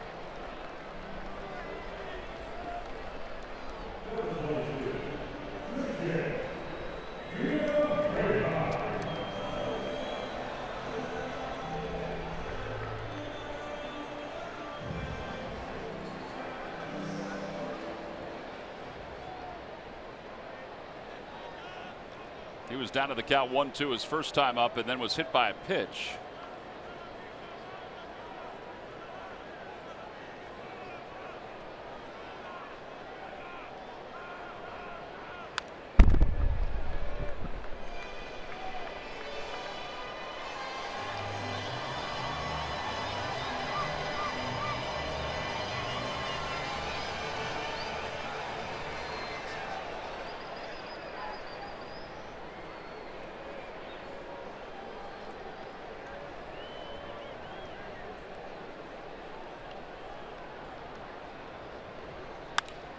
Out to left field, right at Hoskins.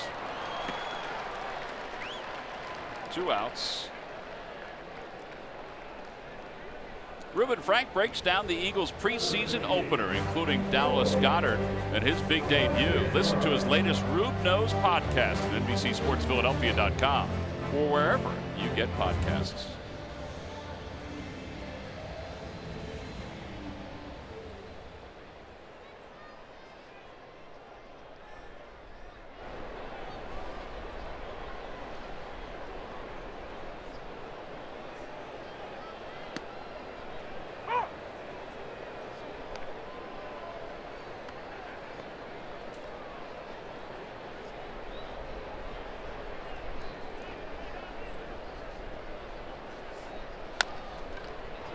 That one glances off the glove of Nola, and Spangenberg will be across the first base bag with an infield hit. Isn't that funny that that's the 3rd ball in his last 2 starts that's glanced off his glove? And they're catchable balls. They're not. And the one that we talked about in the open, his last start against the Marlins, the one led to an earned run. I think his timing was just off on that. Yeah. Michael does everything he can, but Spangenberg beats it out easily. Spangenberg was moving. Smelled that one. Well, he walked Walker Lockett his last time.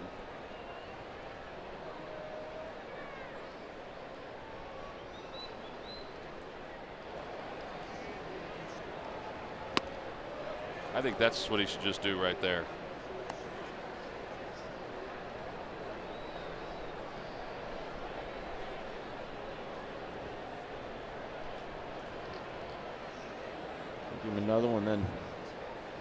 Maybe drop a curveball on him.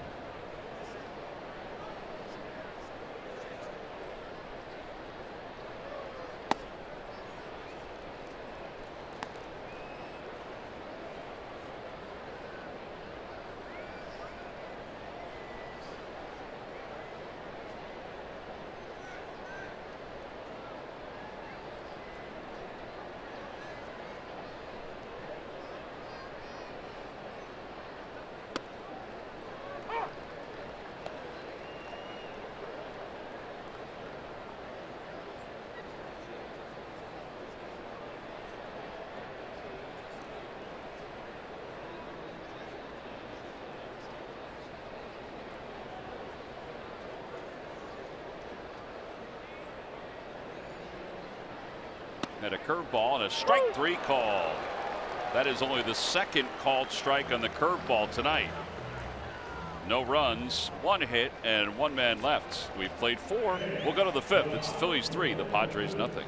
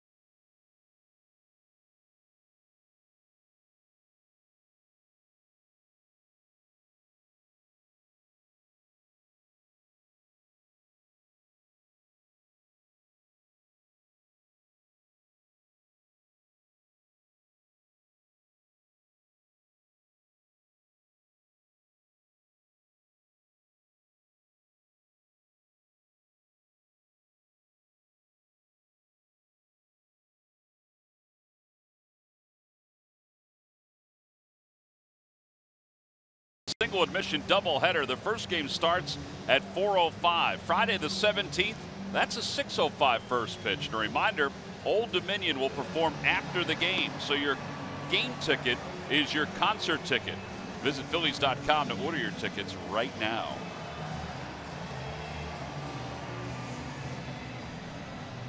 One ticket, Ben, one ticket only to see Old Dominion. That's it. Top of the 5th, Aaron Nola will lead it off.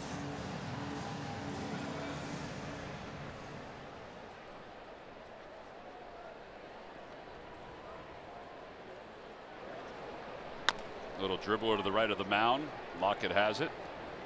He'll just take it to the bag himself. 1 unassisted. By the way, Nola 13 pitches in the 4th, so he's kind of stabilizing things a little bit.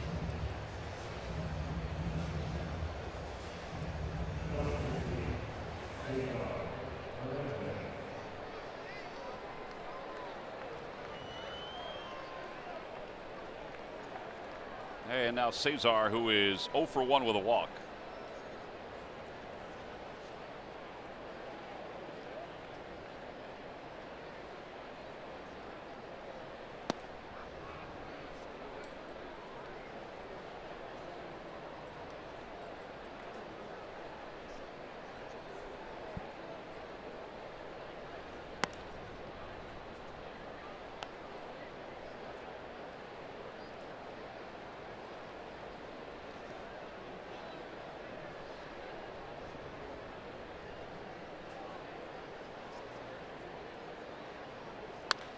That one's pulled to deep right field. Reyes is going back. It is gone.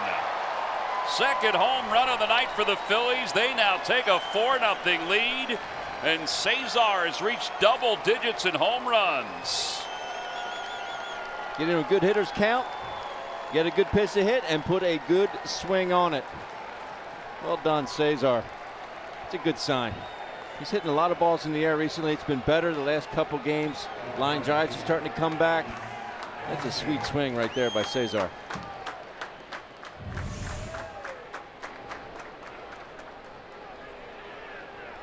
It's a good sign for everybody, particularly the fact that the Phillies have 2 home runs tonight. A short swing. That was a perfect example right there of what Manfred's talking about. I mean, that would not have been a home run. No, it wouldn't have. It wouldn't have been a home run. Now, it wouldn't have been a home run when the ballpark opened. It may have been a home run several years after because they put the scoreboard out there, remember? Right. And put the roof over top of the scoreboard, if I recall correctly. But you're right. Back when it opened? Nope. Nope.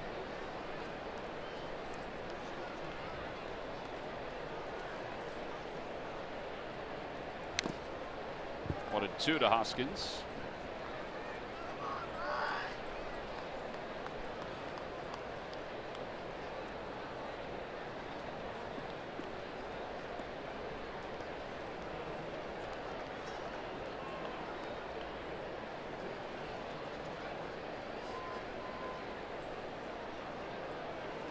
And a line drive base hit it to left field.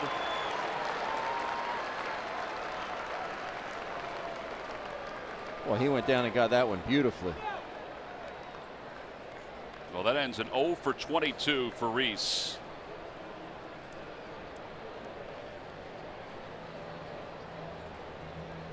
And Nick Williams is waiting to step to the plate, wondering if Andy Green's going to make a pitching change. He has a right-hander warming up in the bullpen.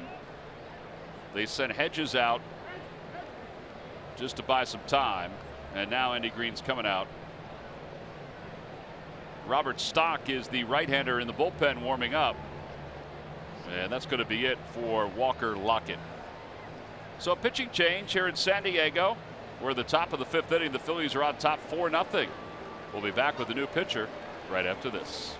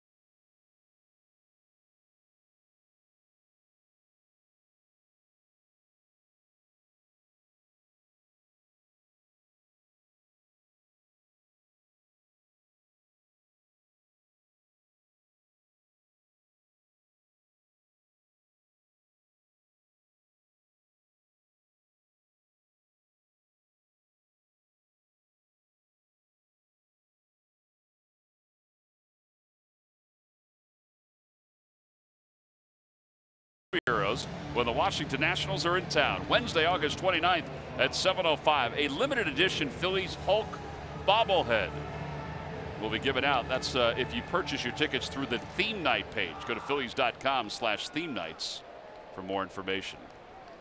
Phillies have had some great theme nights all season long, including the one that featured Aaron Nola. Robert Stock is the new pitcher for the Padres.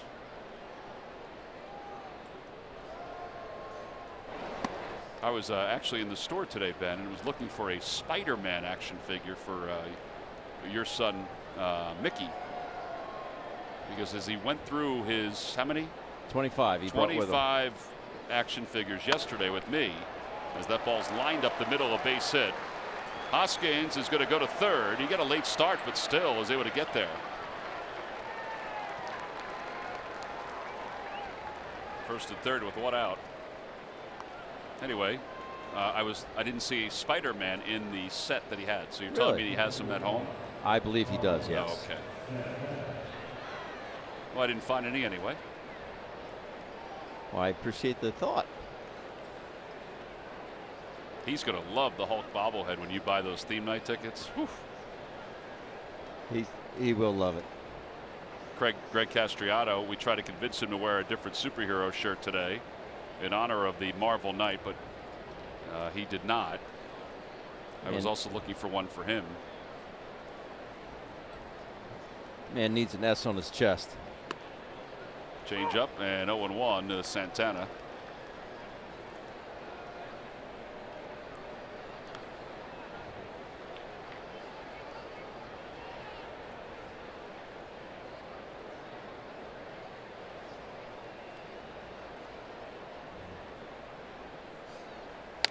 Bouncing ball foul, and it's 0-2.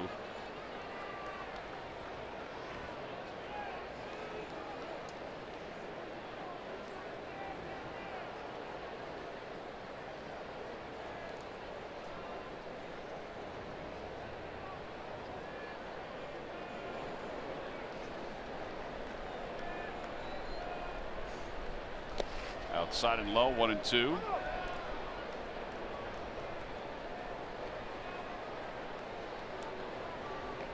Seems to me like Carlos just been real quick with that front right shoulder. Little just jumpy. Pulling off everything and trying to pull everything. And he's got so much power the other way. Yeah. Ground ball left side. Galvis gobbles it up, flips with the glove for one. Spangenberg's relay not in time. A run scores. Phillies lead it 5-0. That run charged to the line of Walker Lockett. Just putting in a play, gets a run in. Carlos can thank Rhys Hoskins for his first to third base running. Good hustle down the line. Rhys scores easily.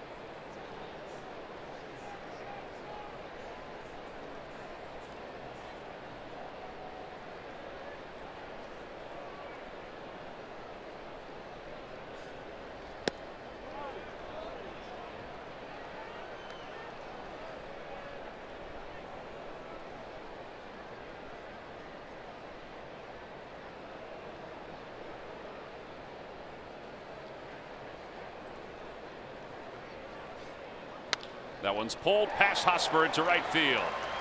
Santana will stop at second. That's the second hit of the night for his Drupal Cabrera.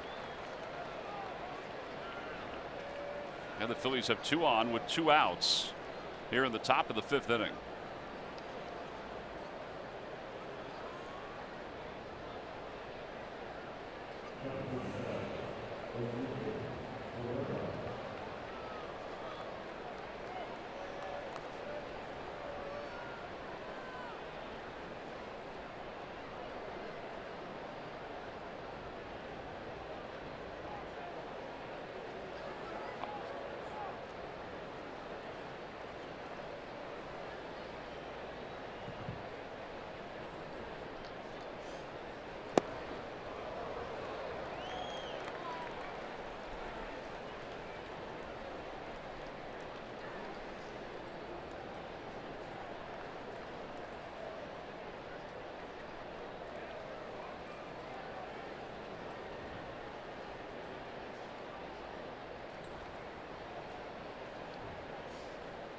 Swing and a miss. 0-2.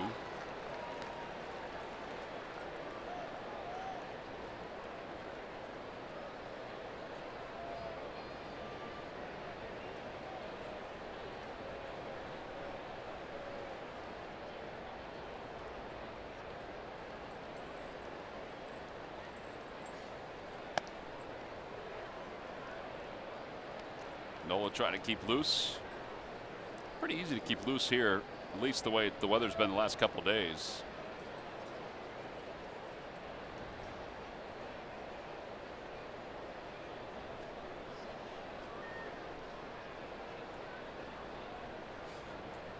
Odubel bounces it right side. Spangenberg, though, covers a lot of ground, but is able to throw him out. Phillies, though, get a couple runs in the inning. They leave a couple as well. The scoring begins with Cesar Hernandez, a solo home run. That's his 10th home run of the year. Middle of the 5th inning, it's the Phillies 5 and the Padres nothing.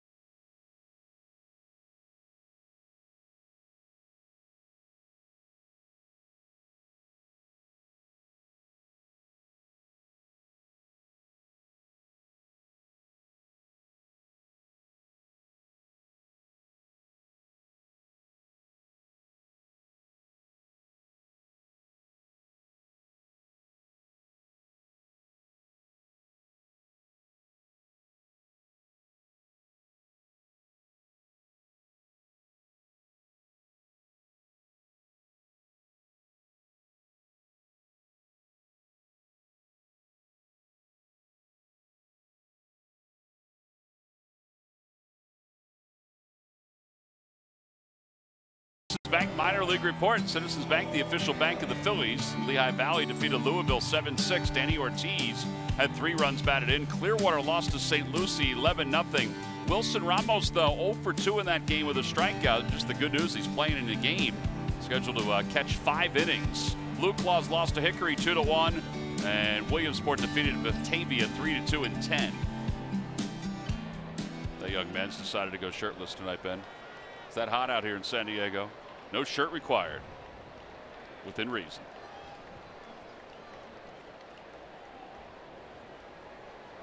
Manuel Margot starts off the bottom of the 5th inning. Phillies up 5-0. Shows bunt and tries to protect himself.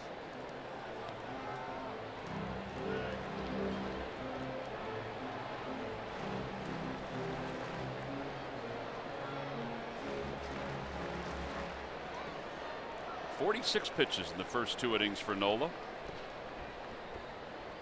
but only 24 the last 2.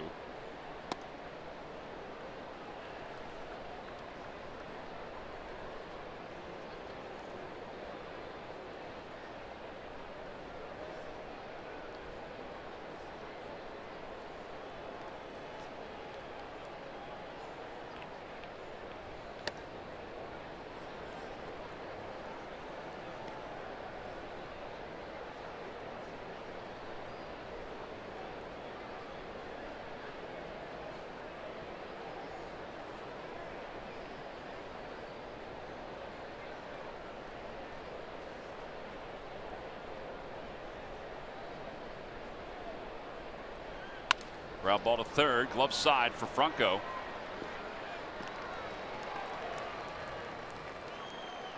Sounded like he may have broke his bat on that. Yeah. And now Hosmer is coming up. Hosmer is 0 for 1 with a walk.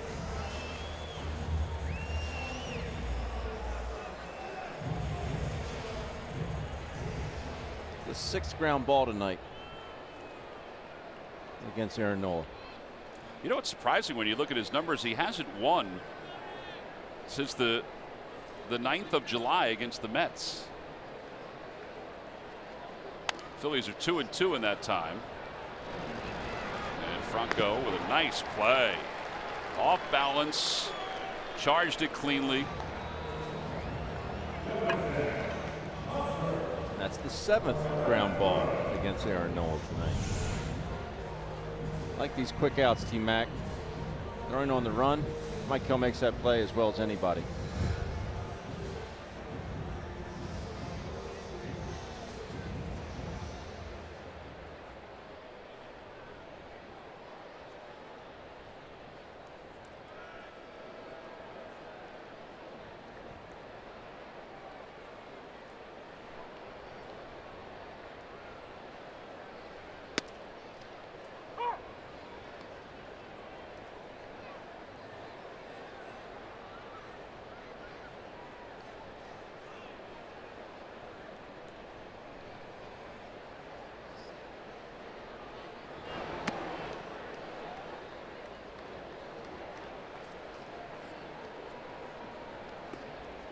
A lot to be happy about if you're a Phillies fan tonight.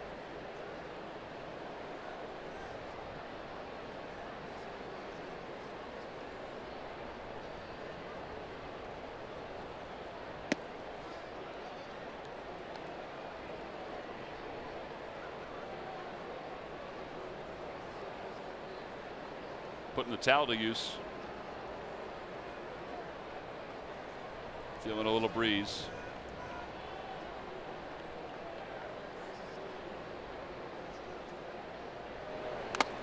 Two and two. That one is smoked off the mask of Jorge Alfaro.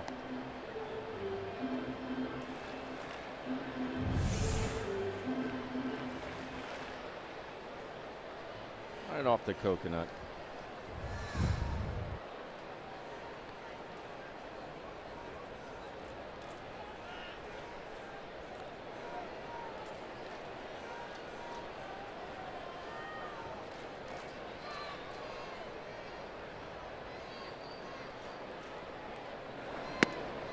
Three and two.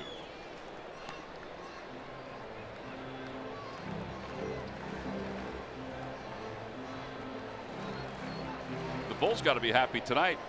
Some home runs.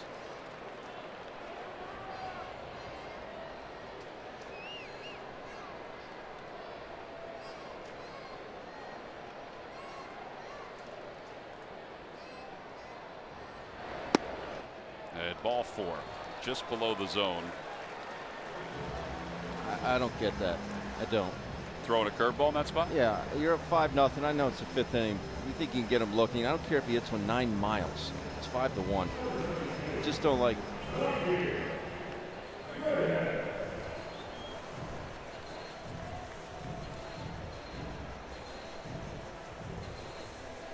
Well, now it's Reyes, who was grounded out twice, once into a double play. The other time just to shortstop.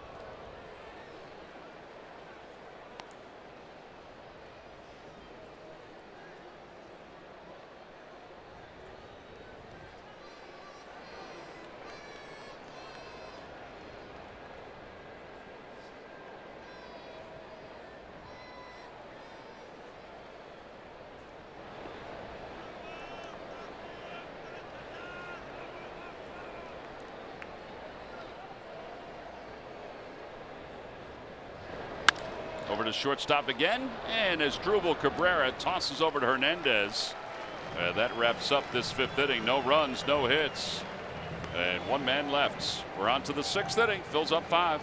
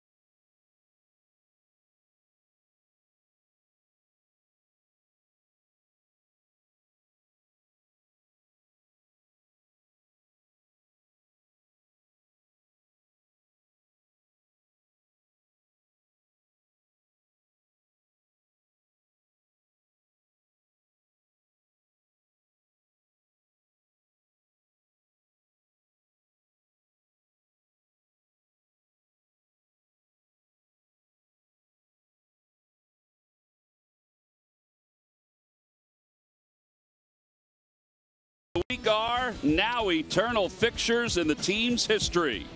Roy Halladay came and left the Phillies family way too soon, but not without leaving us with lasting memories of his incredible abilities and determination on and off the field. Pat Gillick joined the Phils in 2005 and helped guide an organization on the rise to the highest peak of baseball in 2008. The highest level of respect for two men who now reside forever on the Phillies Wall of Fame. And it's brought to you by Independence Blue Cross. Live fearless.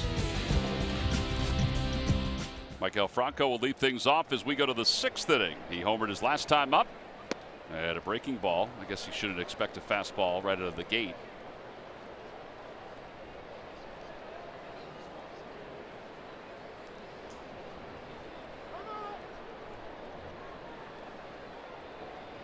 Oh, and 1 to Franco. Franco with 19 home runs.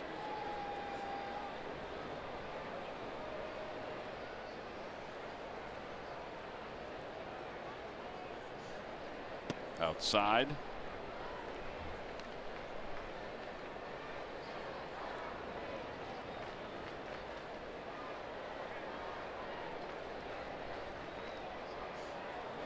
Swing and a miss, 1-2.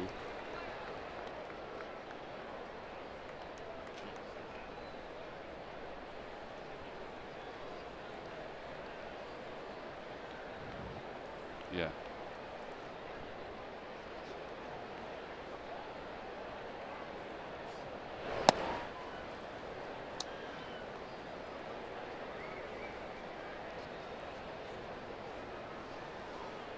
Now the out-of-town scoreboard. Milwaukee has defeated Atlanta 4-2. Jesse Biddle with his first loss of the year. He's pitched so well for the Braves. Lorenzo Cain had 2 hits and 2 runs scored. Ryan Braun 2 hits and an RBI for the Brewers. All right, so the Phillies, if they win tonight, back in first by themselves. A game up. Ground ball right side. Spangenberg throw out Franco. Time for the Major League Notebook. Here's Greg Murphy. All right, thank you very much, Tom. It's brought to you by the University of Maryland, University College, and the Boston Red Sox. They continue to roll, and so does J.D. Martinez. How about this? He was had a 10-pitch at-bat in Game 2 of their doubleheader today. 8 sliders in that at-bat. On the 8th slider, you got it. He hit his 36th home run of the season. That leads all of the Major League Baseball, but just for good measure, a couple innings later, he hit a second one, number 37, so he leads all by 2 now. 37 home runs this year. The Red Sox are up by 2 in that game. And how about this for Mets fans? Finally, maybe some good news for them. David Wright, who has been on the shelf since 2016, early in 2016, has not played in the big leagues. He is going to play his first rehab game tomorrow in Class A St. Lucie, Port St. Lucie. He is going to get back on the field. It's been a year since he's played in any professional baseball game, but he is working his way back from injury. He says he wants to get back to the big leagues. He wants to play again. For the first time since May of 2016. That's what he's trying to do. So he gets his first game action tomorrow. And you know what? He's one of the real good guys in baseball. So good luck to David Wright as he tries to get back to the New York Mets, guys. Murph, I don't know if you know this or not, but the young lady in front of you was trying to steal a picture while you were doing the Major League Notebook. I didn't notice that. Yeah. I didn't notice that. Were you trying to take my picture? No. Which one? Right there. Right the blue shirt. Oh, right here. Yeah. She was trying to take my picture. Yeah. That's okay. That's all right. I would have stopped if you just asked. I would have just... Oh, she got video. That's what it was, Tom. What are you doing, by the way? I'm hanging out with the Phillies fan group. The Phillies vacations are here, right? Yeah.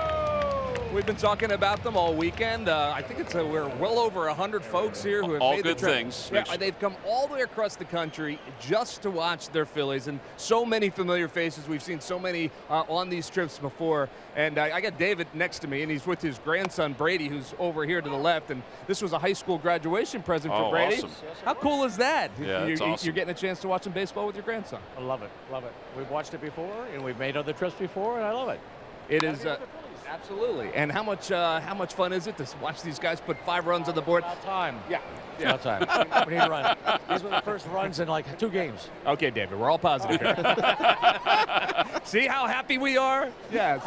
5-0 Phillies. Trying out for a job. Well, because you guys all, and this represents all of you, are authentic fans, we're going to present David and Brady with this hat, Phillies authentic fans, and say thanks for being out here, and we hope you have safe travels back, all right? Always good to see all of you. David, good to see you. I'm going to shake your hand. Brady, good to see you.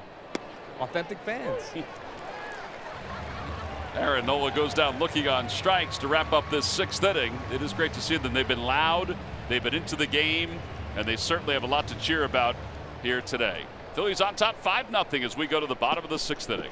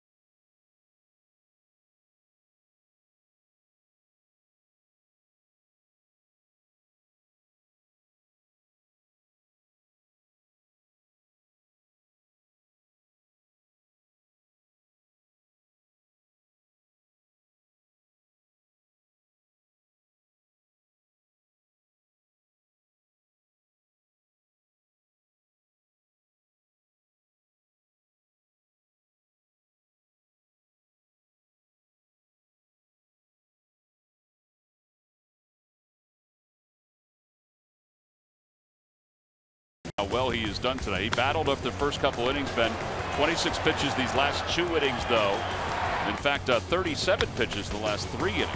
Yeah, he's found the strike zone once again, and he's being very aggressive in the strike zone. All 3 pitches are working.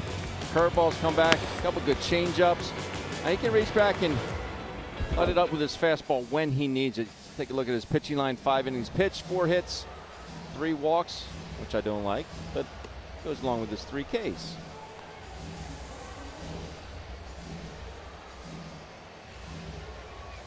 Well, he made the last out, so he'll wait, or he'll warm up and face Austin Hedges, Freddie Galvis, and Christian Villanueva as we go to the 6th inning here. Padres have left 7 so far.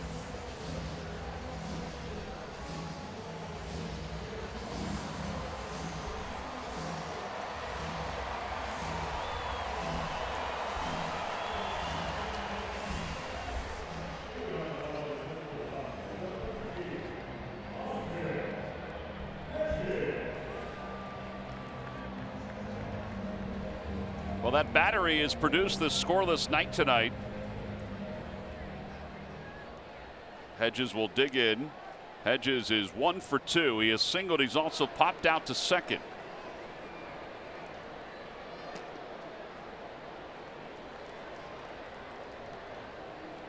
And a curveball outside, 1-0.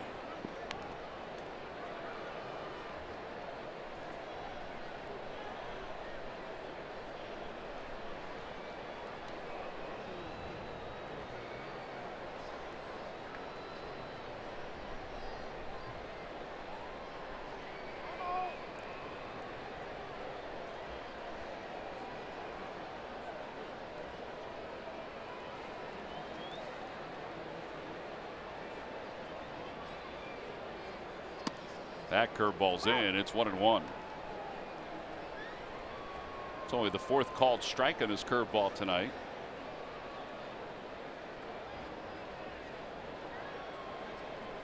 I think you're seeing Aaron Nola at his best in this game, personality-wise. We talk all the time how good a guy he is, how wonderfully gifted he is, but also just how his pace, his body language, nothing changes. Ever. and he's a fiery competitor, but he doesn't let anybody see, what he's thinking out on the mound, even in the first couple innings. A lot of pitchers in between innings would go and say something to the umpire about some of the tight calls. Swing and a miss. Fourth strikeout for Nola. You're absolutely right. But not Aaron. Yep. His back was against the wall. Climbs the ladder up and in exactly where they wanted. Hedges goes chasing. His back is against the wall, and how do you respond to that? As an athlete, as a competitor, as a human, you face that adversity. Do you run from it? Do you hide from it? Or do you face it head on? Aaron faces it head on. Galvis is 0 for 2. He has struck out and flied out. 0-1.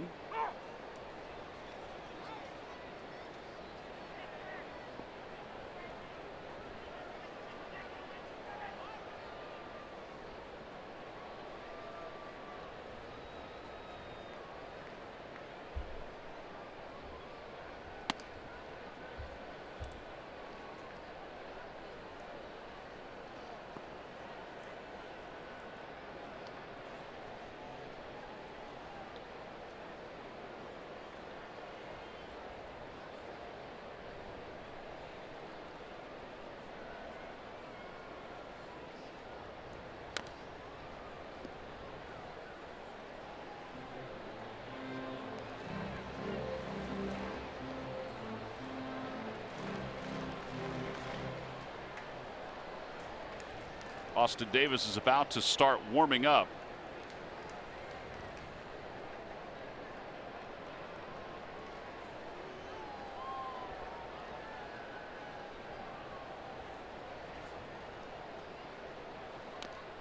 Galvis stays alive.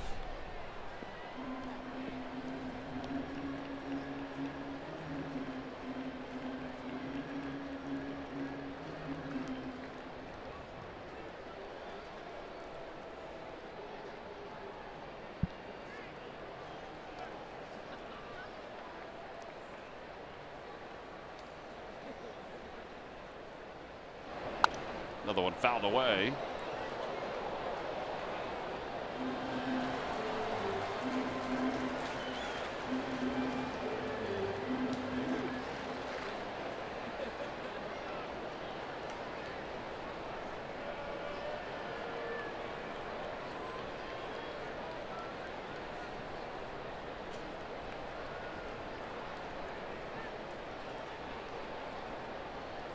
And a strike 3 called. I think Freddie was expecting another curveball.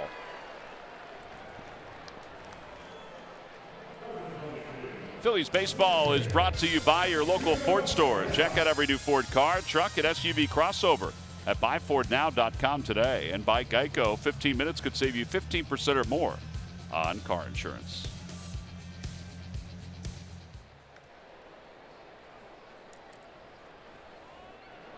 Villanueva is lined out and he's been hit by a pitch.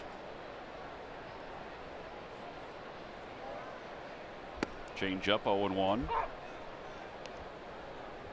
That is the first called strike tonight on the changeup.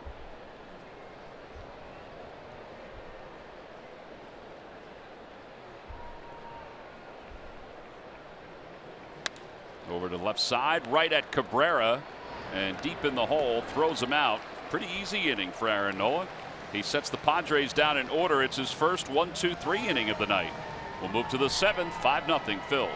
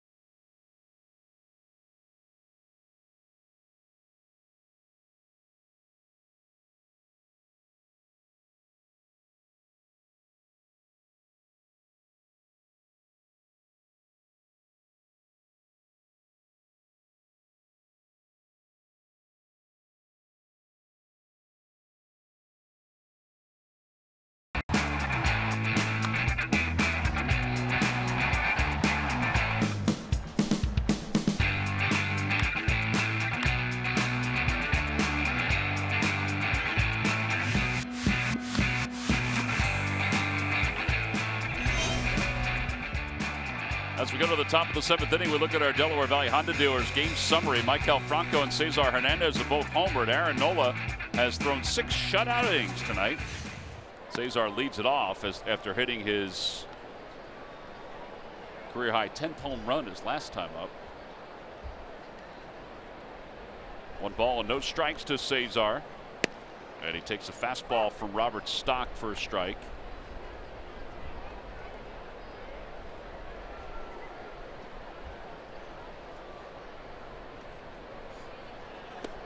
Good curveball. Rick Kranitz and Aaron Nola chatting in the dugout. He might be done for the night. 95 pitches.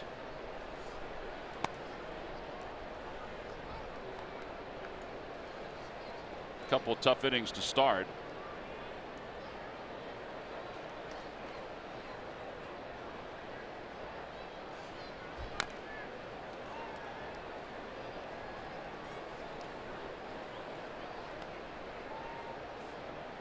Six different fills, Ben. Double digits in home runs. And that doesn't even include Asdrubal Cabrera, who reached that figure with the Mets, but is obviously part of the everyday lineup now. Justin Bour as well. Oh, yeah, Justin Bour.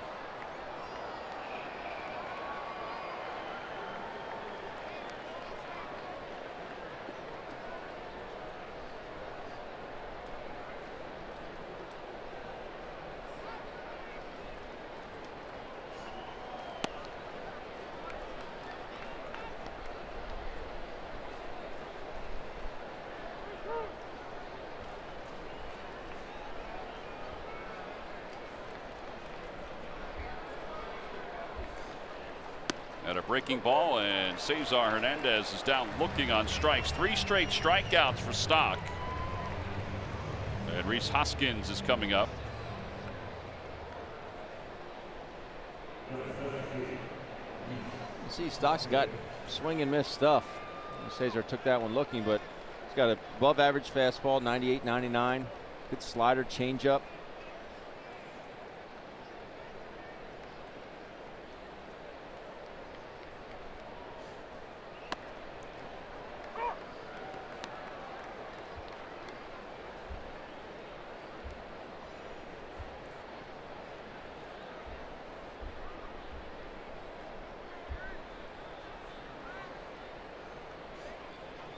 Breaking ball, and it's 0-2.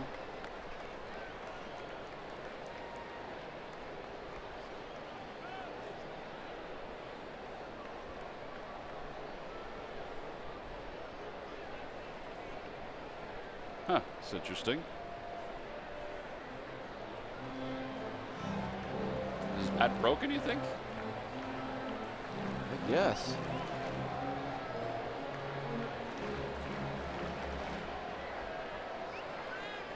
Couldn't have broken it on a single his last at bat, could he? He could have. I mean, he hit it so hard.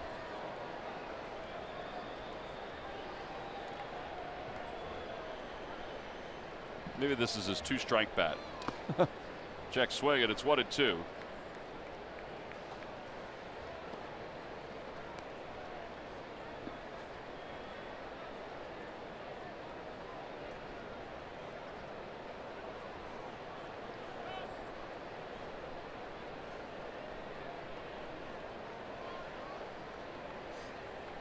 Check swing again.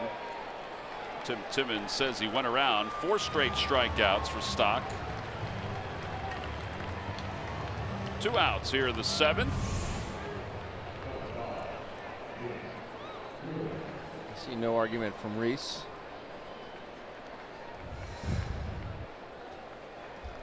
This will be Nick Williams' 2nd at bat against Stock. Very rarely will you get 2 at bats off the same reliever in a ball game.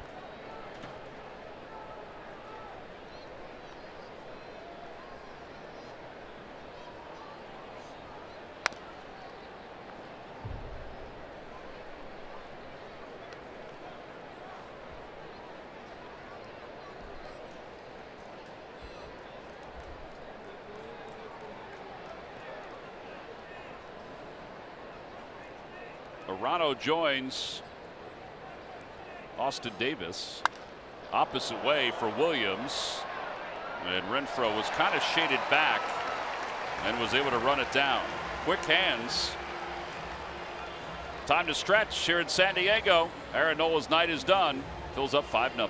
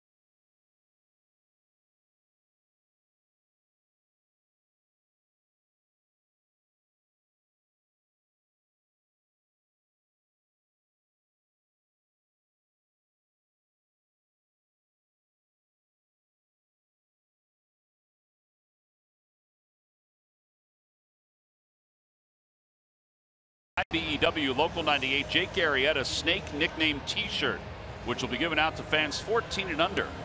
Head to Phillies.com to purchase your tickets. That's a cool giveaway. Austin Davis will take over out on the mound for the Phils as Aaron Nola is done after 6 innings. 4 hits, no runs, 3 walks and 5 strikeouts. Opposition hitting .241 against Big Fudge.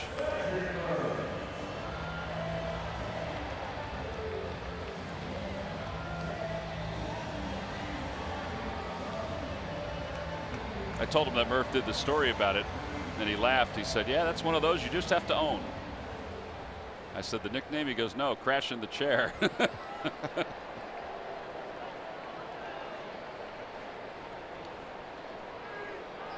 Spangenberg leads it off here in the 7th. He is 1 for 2. He hit one off the glove of Nola's last time.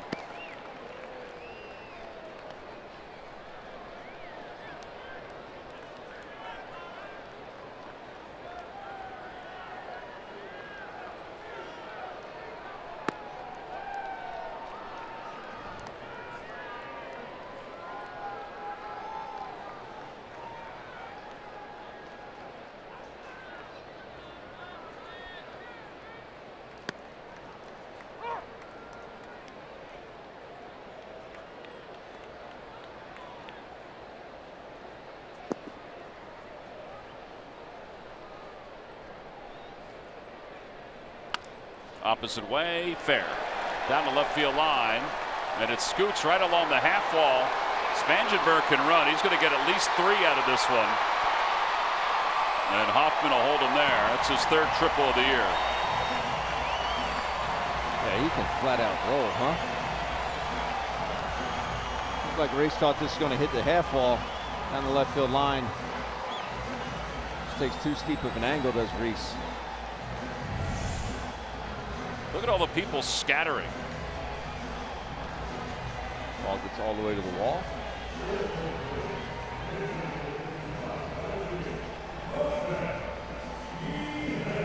Three different people.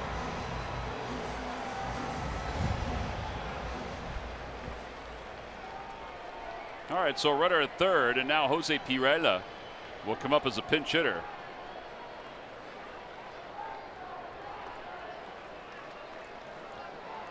With no outs here in the bottom of the 7th inning, Phillies up 5-0.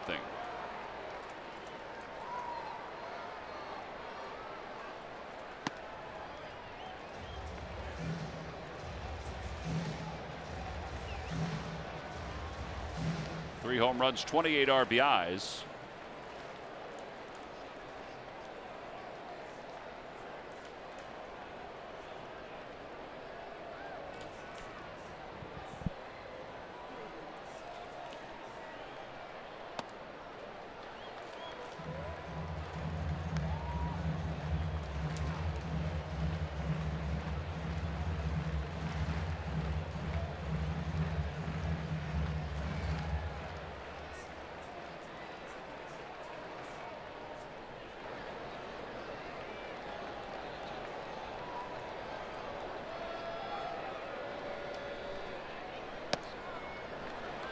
3 changeups in a row. And missing all in the same spot. Yeah. I think this is going to wind up being his final hitter anyway. Although he's got Hosmer up after Margot. We're going to go fastball away.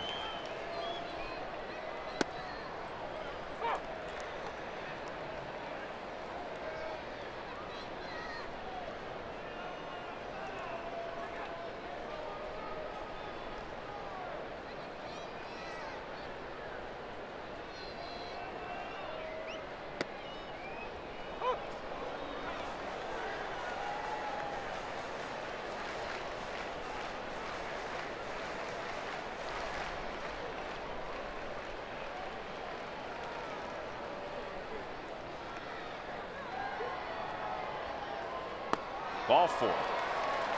First to third with nobody out. Rick Kradich just told Gabe that Arano is ready.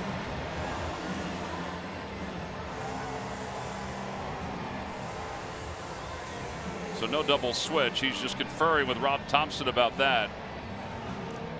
And Arano's going to come in. So 2 batters faced for Austin Davis. And a pitching change here at Petco Park. We'll be back with the right-hander Arano right after this.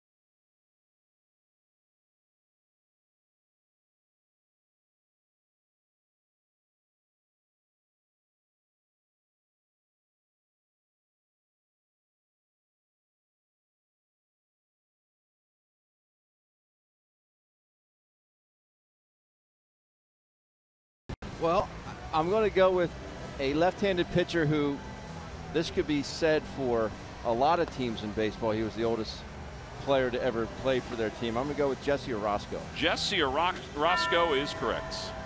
Back in 2003, he was 46 years old.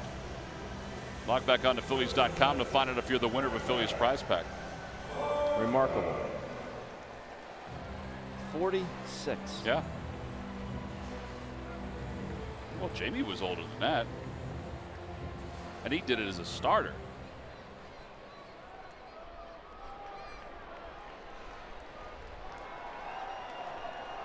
Here's Arano, though, 2.06 earned run average. And he gets Margot to hit the first pitch foul. Phillies will trade that double play for a run right here.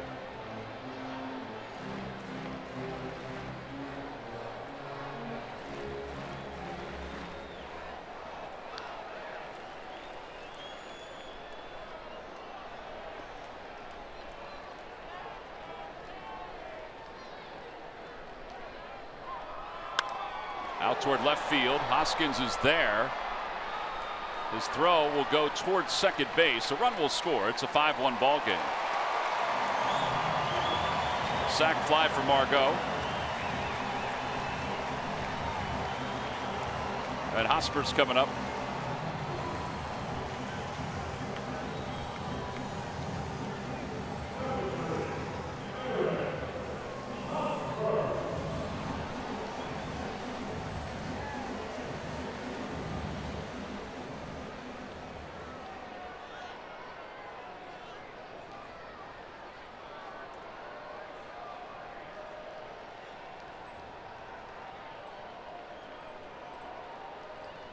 Hosmer takes outside, 1-0.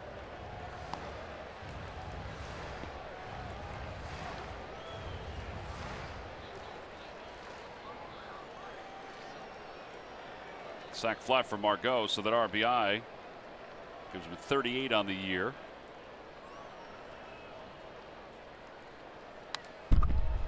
One ball and one strike.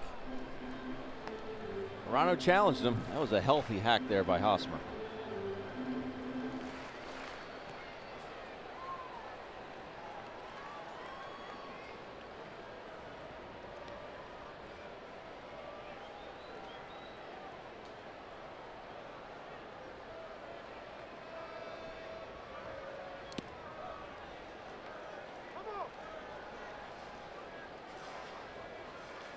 Phillies bullpen, 8 more outs to get.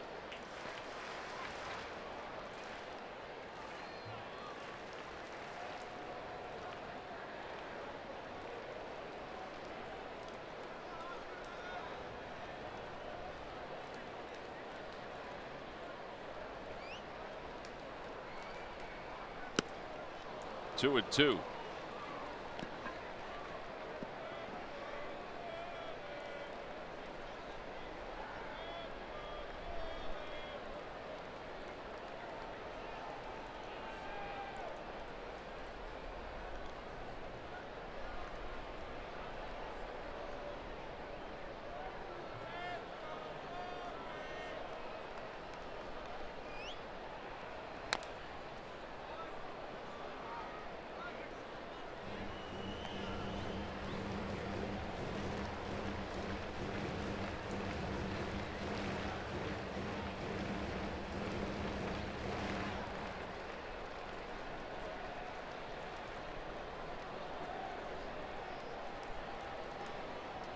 Phil Mayton is warming up in the pen.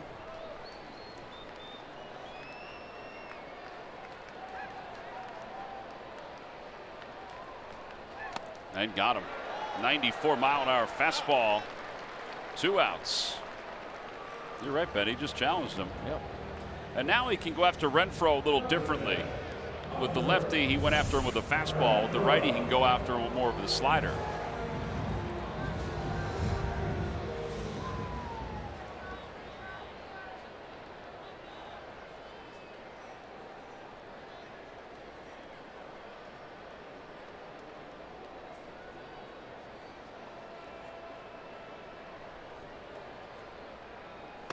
Yeah, there is the slider, and it's 0-1.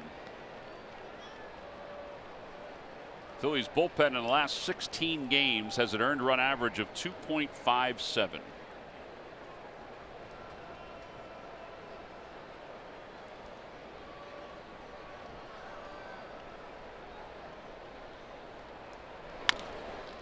Over to third, foul past Franco.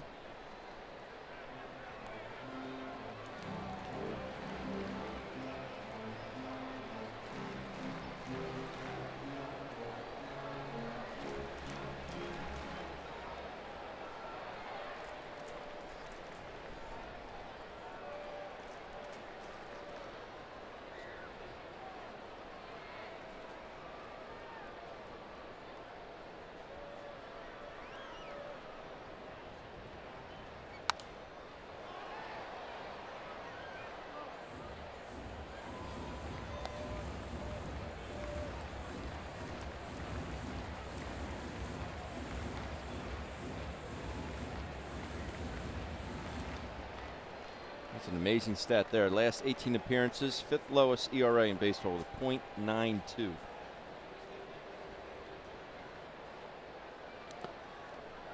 He spiked that slider. Good play by Georgie. They're the toughest ones that are that short. You just don't know where they're going to bounce.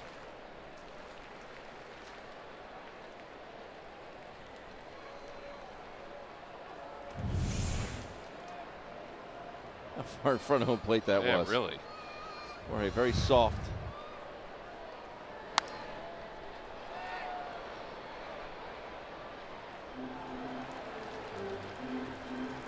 So I tell young catchers, it's hard to do, but the softer you can be with your upper body, the shorter distance the ball will go. And if you can, you try and exhale as that ball's coming in, just to soften up even more. The more rigid you are, the farther the ball's going to deflect off you.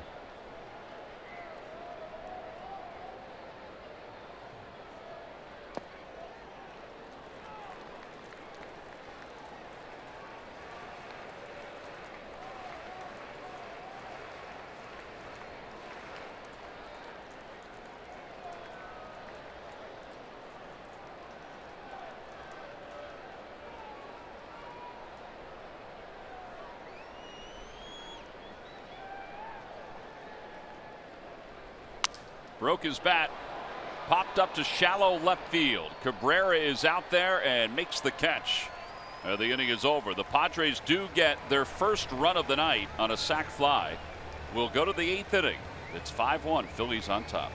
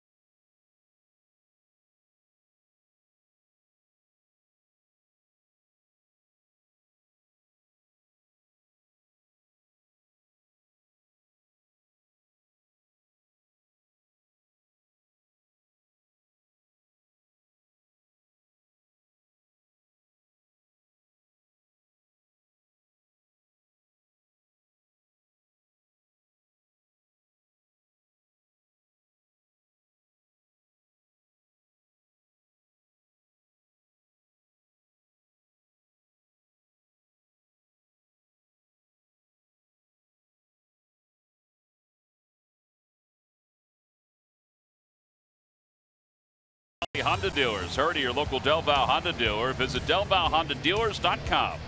And by Jefferson Health, call 800-JEFF now or visit jeffersonhealth.org. Phillies lead at 5-1 here in San Diego.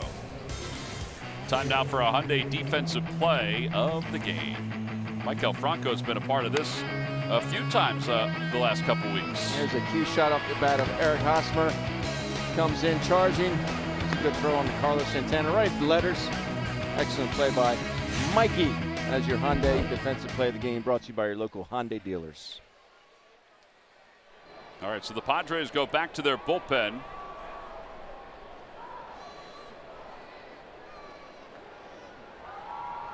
Robert Stock, 2 2/3, 2 hits, 4 strikeouts as the long man for the Padres tonight. You can say that he pretty much saved their bullpen.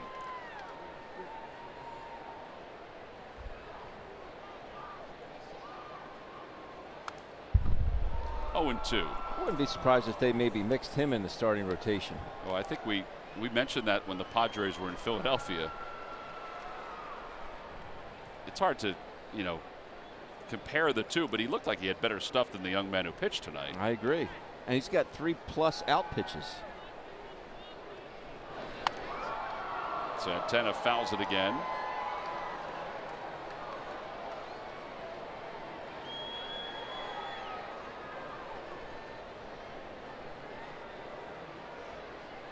Jacob Nix had some out pitches last night as he picked up his first major league victory in his debut. Doesn't necessarily happen that often.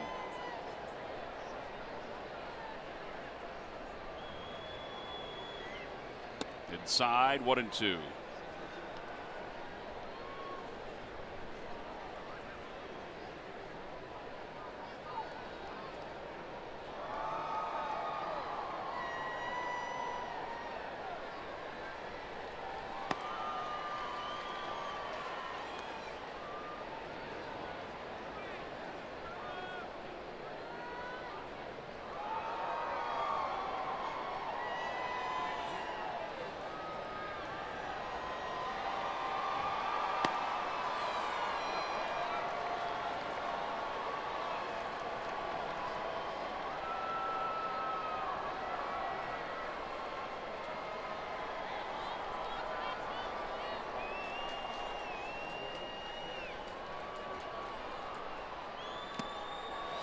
Santana strikes out. And it brings Cabrera to the plate with 1 out in the 9th inning.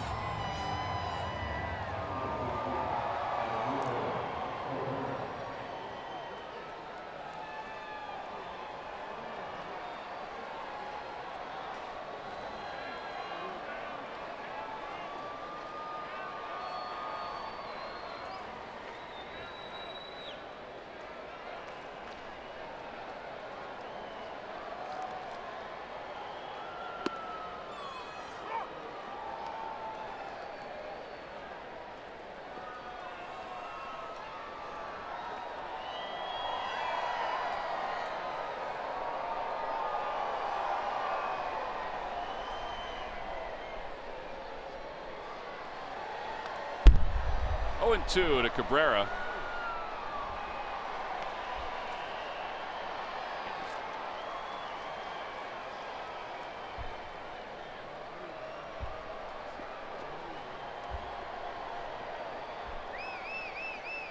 Got the wave going on here, Ben. Yeah, they do.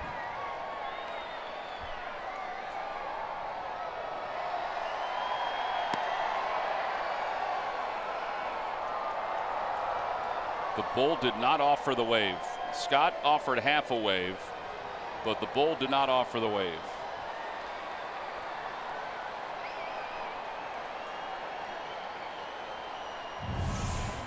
Ready? Here we go.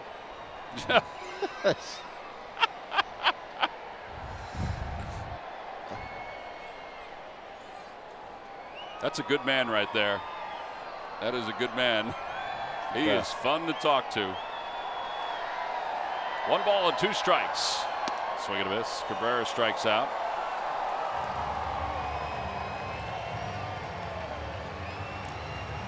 I didn't expect him to do the wave. I'd have put money on that one.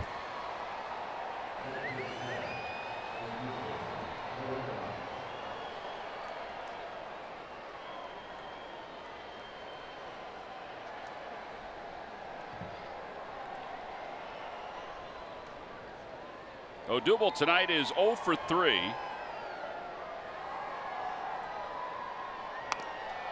And he hit that one right into the dugout, the Padres dugout. Doesn't look like anybody's really into the wave.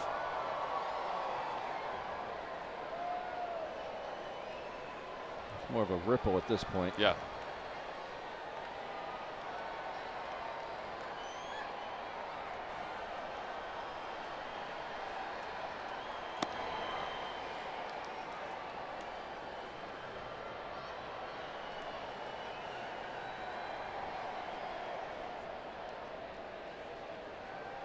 One ball, 1 strike to Odubel. Phillies tonight with 5 runs on 7 hits. And Odubel sends it to shallow left field. And Hunter Renfroe is in to make the catch. Well, thankfully the Phillies got those 5 runs in the first 5 innings against the Padres bullpen, which has been one of the best in baseball since the All-Star break, has done its job. Bigger fellers coming into the ballgame for the Phils. They're up 5-1.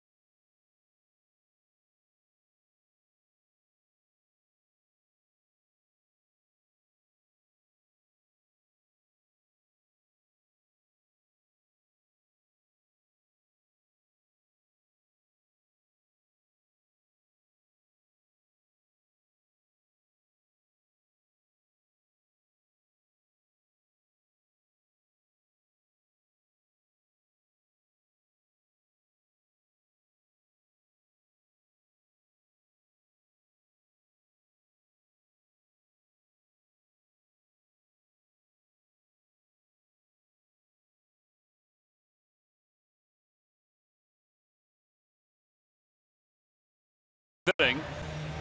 They'll dip into their bullpen one more time. Every time a Phillies pitcher records a pitch of 95 miles per hour or more, Comcast will make a contribution to Phillies charities. Phillies baseball is brought to you by Xfinity, the fastest internet in Philadelphia.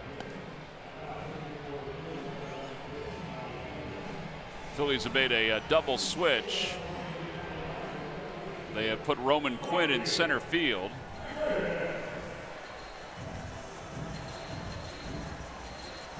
So Tommy Hunter in with his 47th game. His ERA is under 4. First time in a while.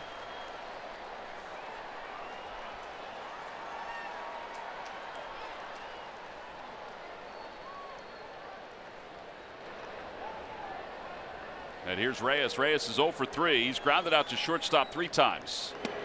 And a first pitch at the knees. It's 0-1. Aaron Nola started tonight for the Phils. He went 6 innings. He struck out 5. He walked 3. 0-2.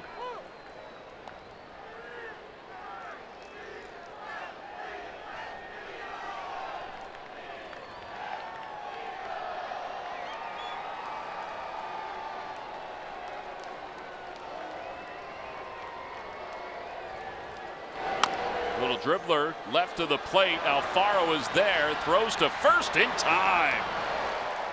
Such a strong arm. He's the only one that was going to get to it. Remarkable play. Really is. It's the 3rd time he's done that play this year. Got to avoid the bat, but it's one thing to get that much on it and be that accurate when all your momentum, I mean all your momentum, is going towards the third base bag. That shows that what kind of arm strength Jorge Alfaro has. Very good play. So now 1 away, and Hedges is up.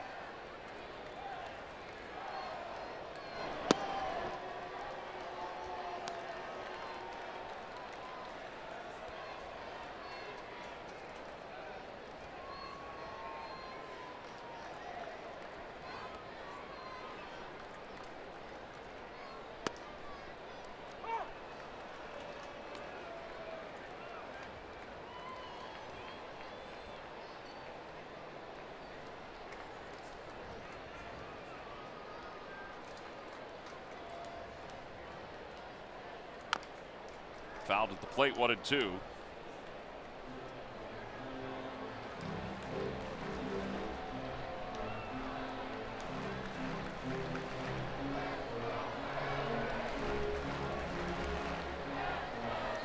Wingenter, the right-hander, warming up in the bullpen.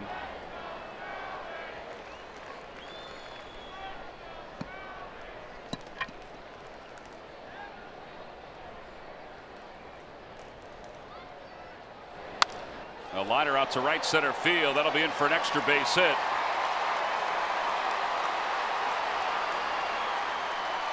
And the Padres have a runner in scoring position with 1 out here in the bottom of the 8th inning.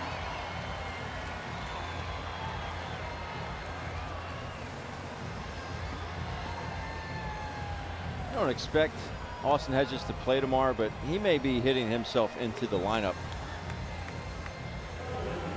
for tomorrow's game. For tomorrow's day game. Now you expect A.J. Ellis to play, but the way he's been swinging the bat, it'd be hard not to put him in there.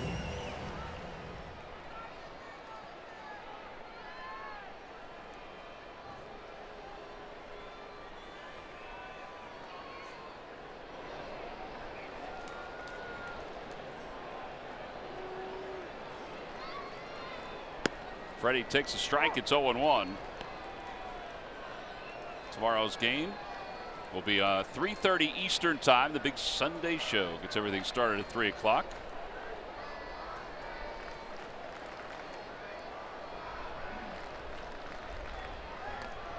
Inside, that ball got a piece of Alfaro.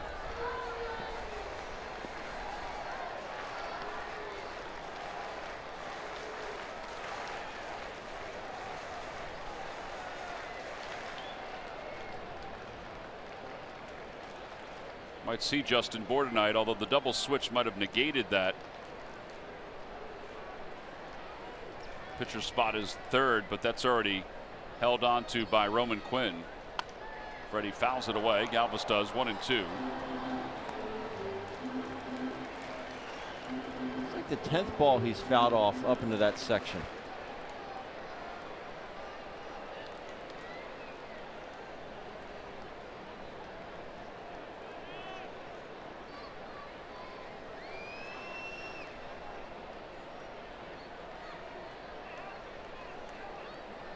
And a fastball at the knees, and Freddie Galvis is down looking on strikes for the second out. He had to be looking for the cutter. Well, you got the straight one, and this is some paint. Look at pitch cast.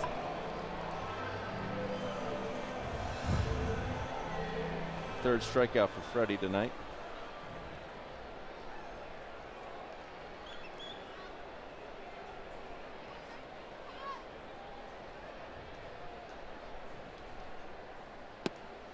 And now Villanueva takes outside. It's 1-0.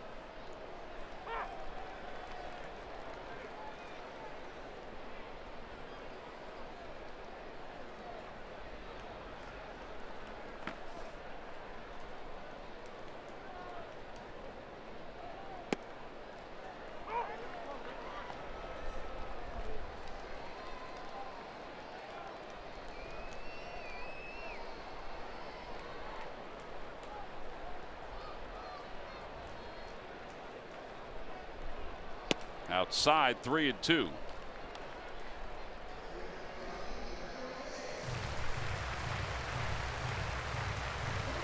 Spangenberg is on deck. 2 outs here in the bottom of the 8th inning.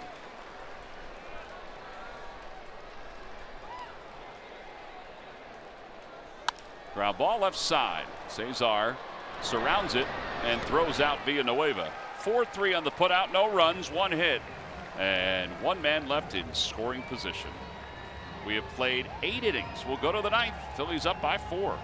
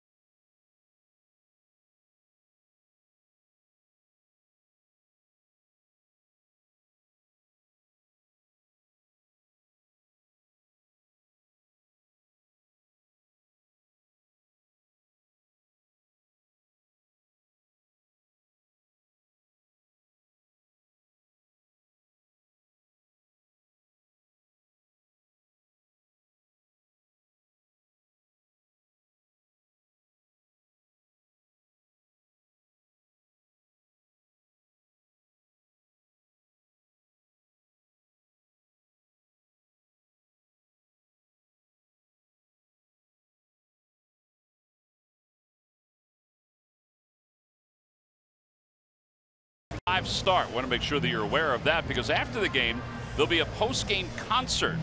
ACM award-winning band Old Dominion will be performing at the ballpark. Your game ticket is your concert ticket. Go to Phillies.com/Old Dominion for more information and to purchase your tickets.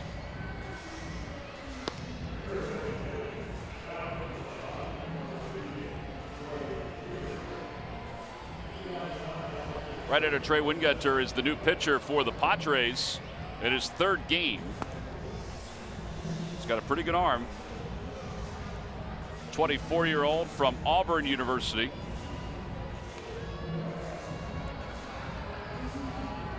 Minor leagues this year, he was used as a closer 4 times.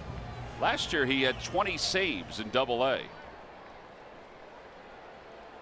He averages more than a strikeout per inning pitched in the minor leagues. And he'll face Maikel Franco as we begin the top of the 9th inning.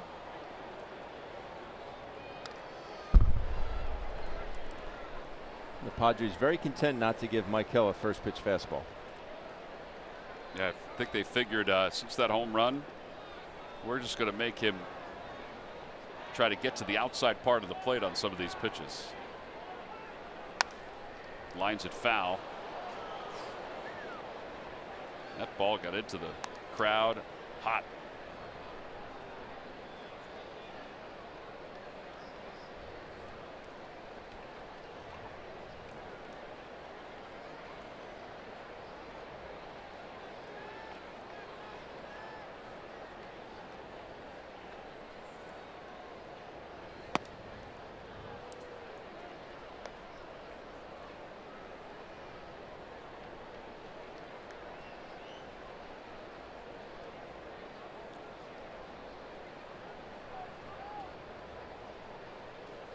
Yeah, the dirt, and it's 2-2.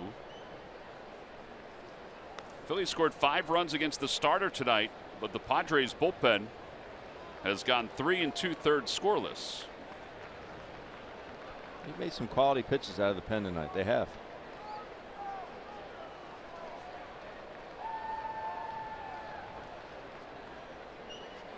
Swing and a miss.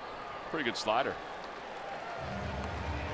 And one away in the 9th inning. Here's Alfaro coming up.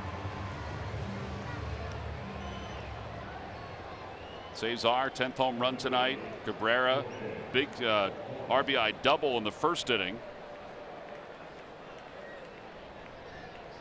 Maikel Franco smoked one out of the ballpark earlier.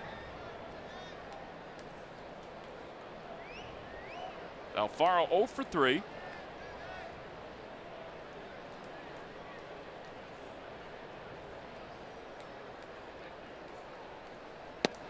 And a fastball, and it's 0-1.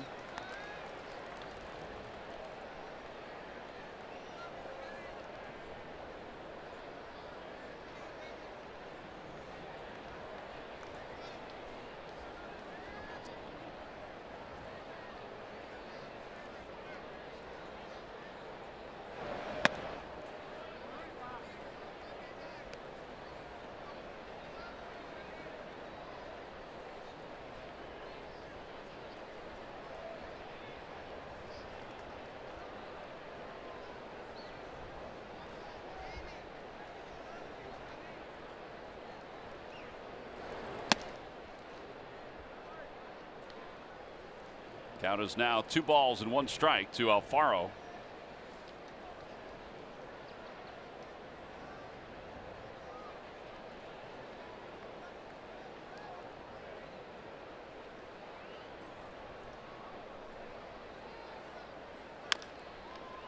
Into the Phillies dugout.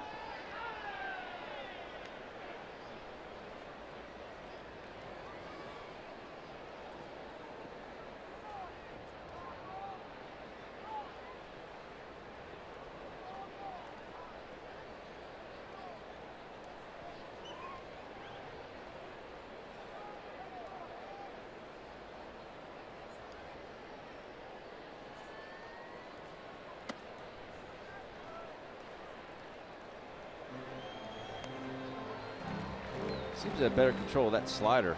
He's able to get back into a count 2-1 to Jorge. Wouldn't be surprised if he throws it here. It is a good slider. Yeah, especially when you're throwing 98. Gonna stick with the heater.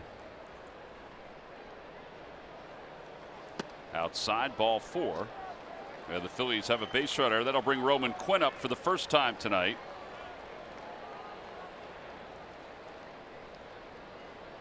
Think Roman gets a start tomorrow against the lefty? I do.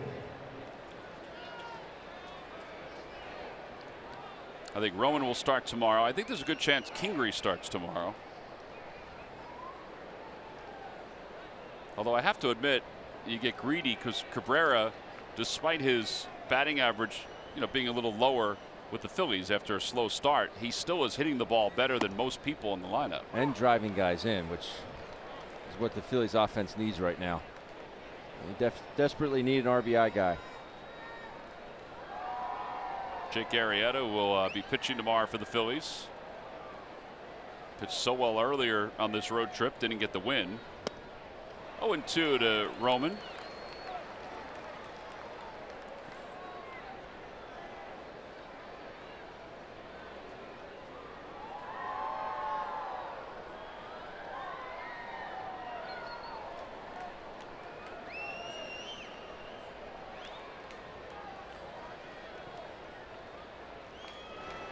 That ball gets away from Hosmer.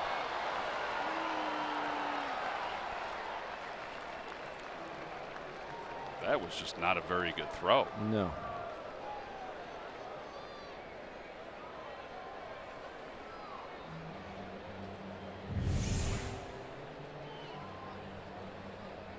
Jorge gets back easily. I don't think Jorge's going anywhere. No, I don't think so either.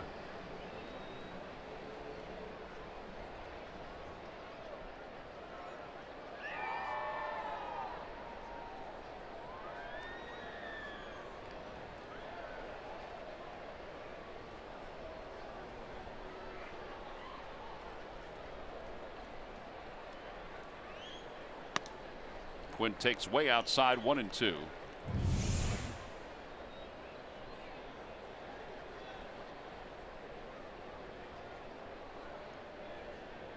Tim Timmons pointing towards second base.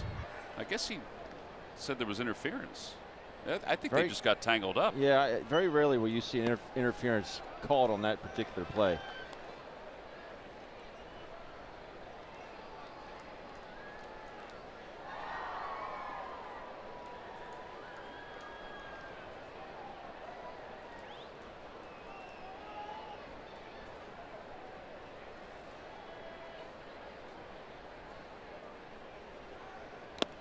And Roman Quinn strikes out for the second out.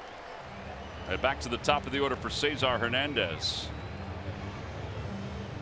Sir Anthony had been warming up in the bullpen. I still think he's going to come in the ninth inning. It's not a safe situation, but there's been a lot of talk the last couple of days about, hey, this division can come down to one game. So you want to make sure you clamp it even though you have a 4-run lead. Cesar shoots it the other way. Renfroe got turned around and he'll make the catch about a foot from the fence.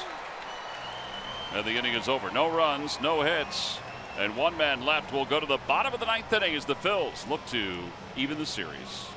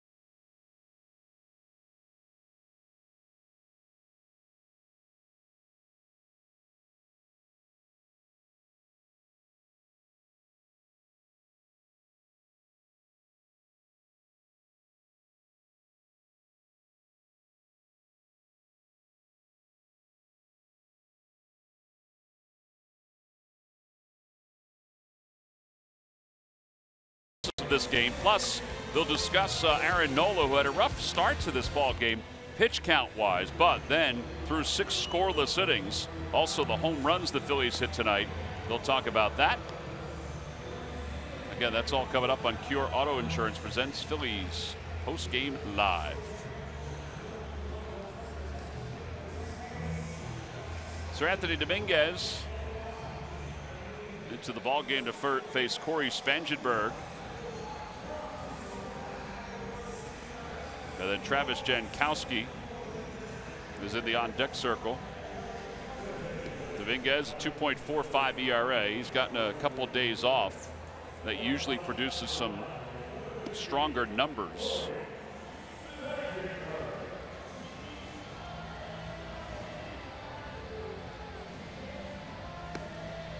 I think everybody would like to see a clean, very clean, strike-filled inning right here out of Sir Anthony. Yeah, quick, boom, boom.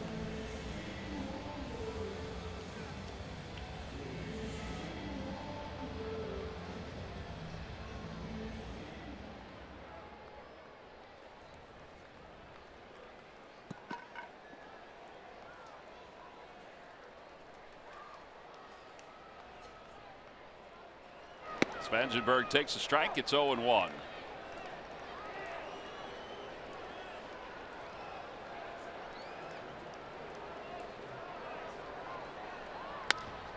And Spangenberg has his 3rd hit of the night.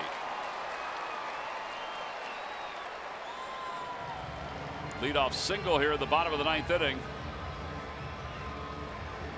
And now Jankowski is up.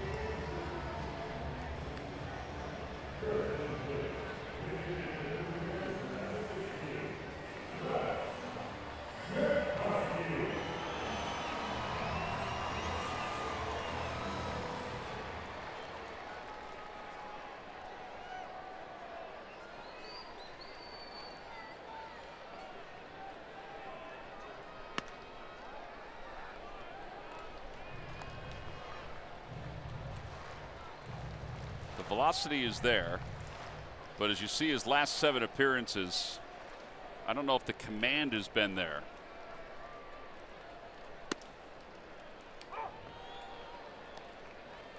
I guess the other part of it is it may not even be command. It's the movement that we grew to see so often. That may not be the same. Maybe for one reason or another. Could be workload. I'm not sure where that pitch was. I think we said that a lot in the first couple innings.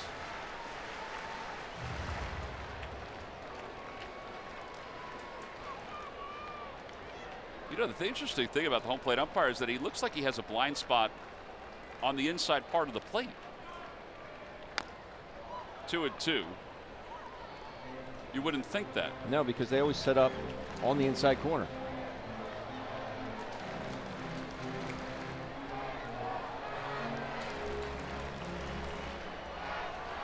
Alfaro had a lot of conversations with him early on tonight. He just had another one.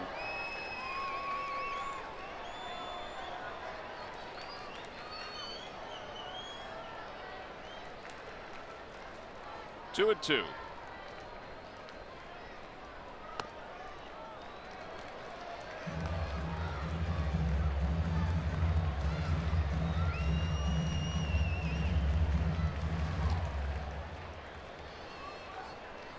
Margot on deck.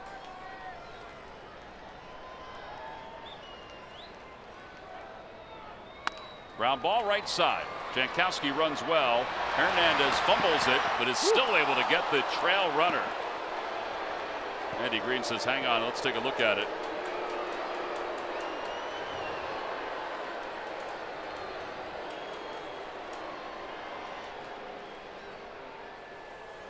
He was moving down the line. Sure was.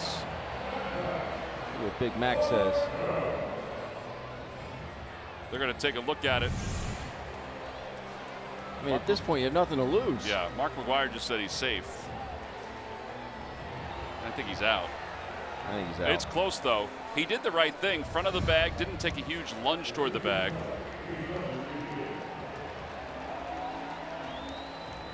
So Tim Timmons and Mike Winters, the two veteran umpires, will head over toward the Phillies side of the field to take a peek at it. Tim's to your left. He's the one who made the call. I know we say this a lot, but look how close that play was. Yeah. And we think he got it right, but replay may say something different. Yeah, he's out.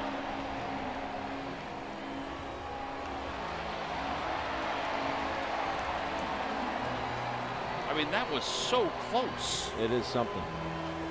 There we go.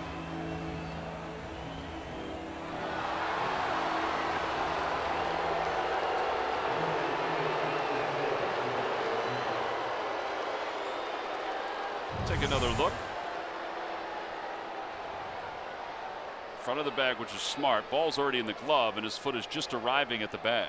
But look how close that is. That's about as close as you're going to get.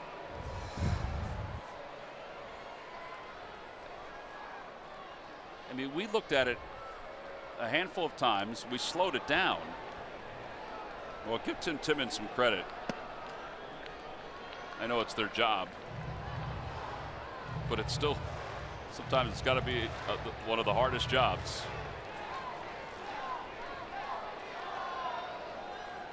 One ball and no strikes to Margot. Margot had a sac fly as last time. There was some late cut right on that one, T-Mac. I would agree, though, that what you said earlier, I think his ball has flattened out a little bit. Yeah, a little bit. But that last particular pitch, it had some late cut to it. That's what we got accustomed to seeing. Fouled away to the right.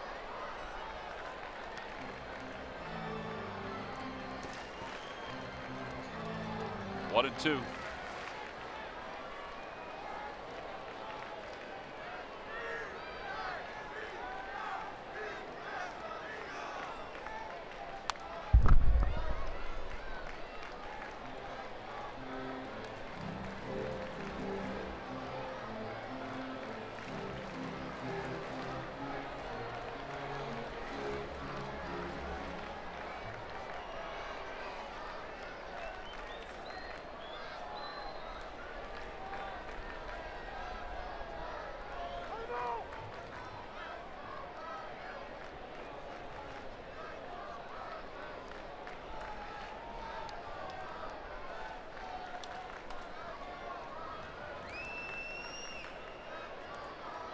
Swing and a miss. Margot is a strikeout victim here in the ninth inning.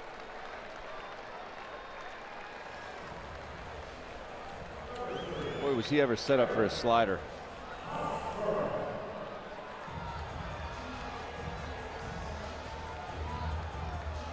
And that's what he got.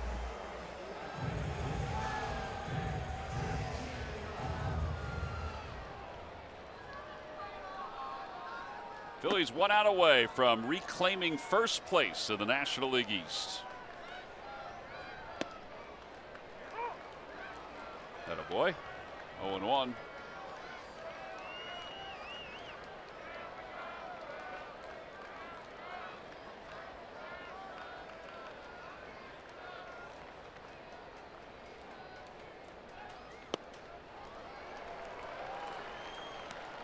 There's a changeup.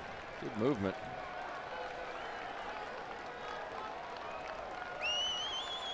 They've been vocal, and now they're on their feet, hoping for the Phillies to finish this one off. And a strike three called. Sir Anthony Dominguez is able to get back-to-back strikeouts. The Phils have defeated the Padres 5-1. They reclaim sole possession of first place of the National League East. They are a game ahead of the Atlanta Braves. Nice night by that guy and that guy. Cesar and Asdrubal Cabrera both had a hand in the victory here tonight. Maikel Franco certainly had a hand in the victory tonight. So the Phillies have evened up this series, and now they can go for a 500 road trip with tomorrow afternoon's game. Let's take a look at our WB Mason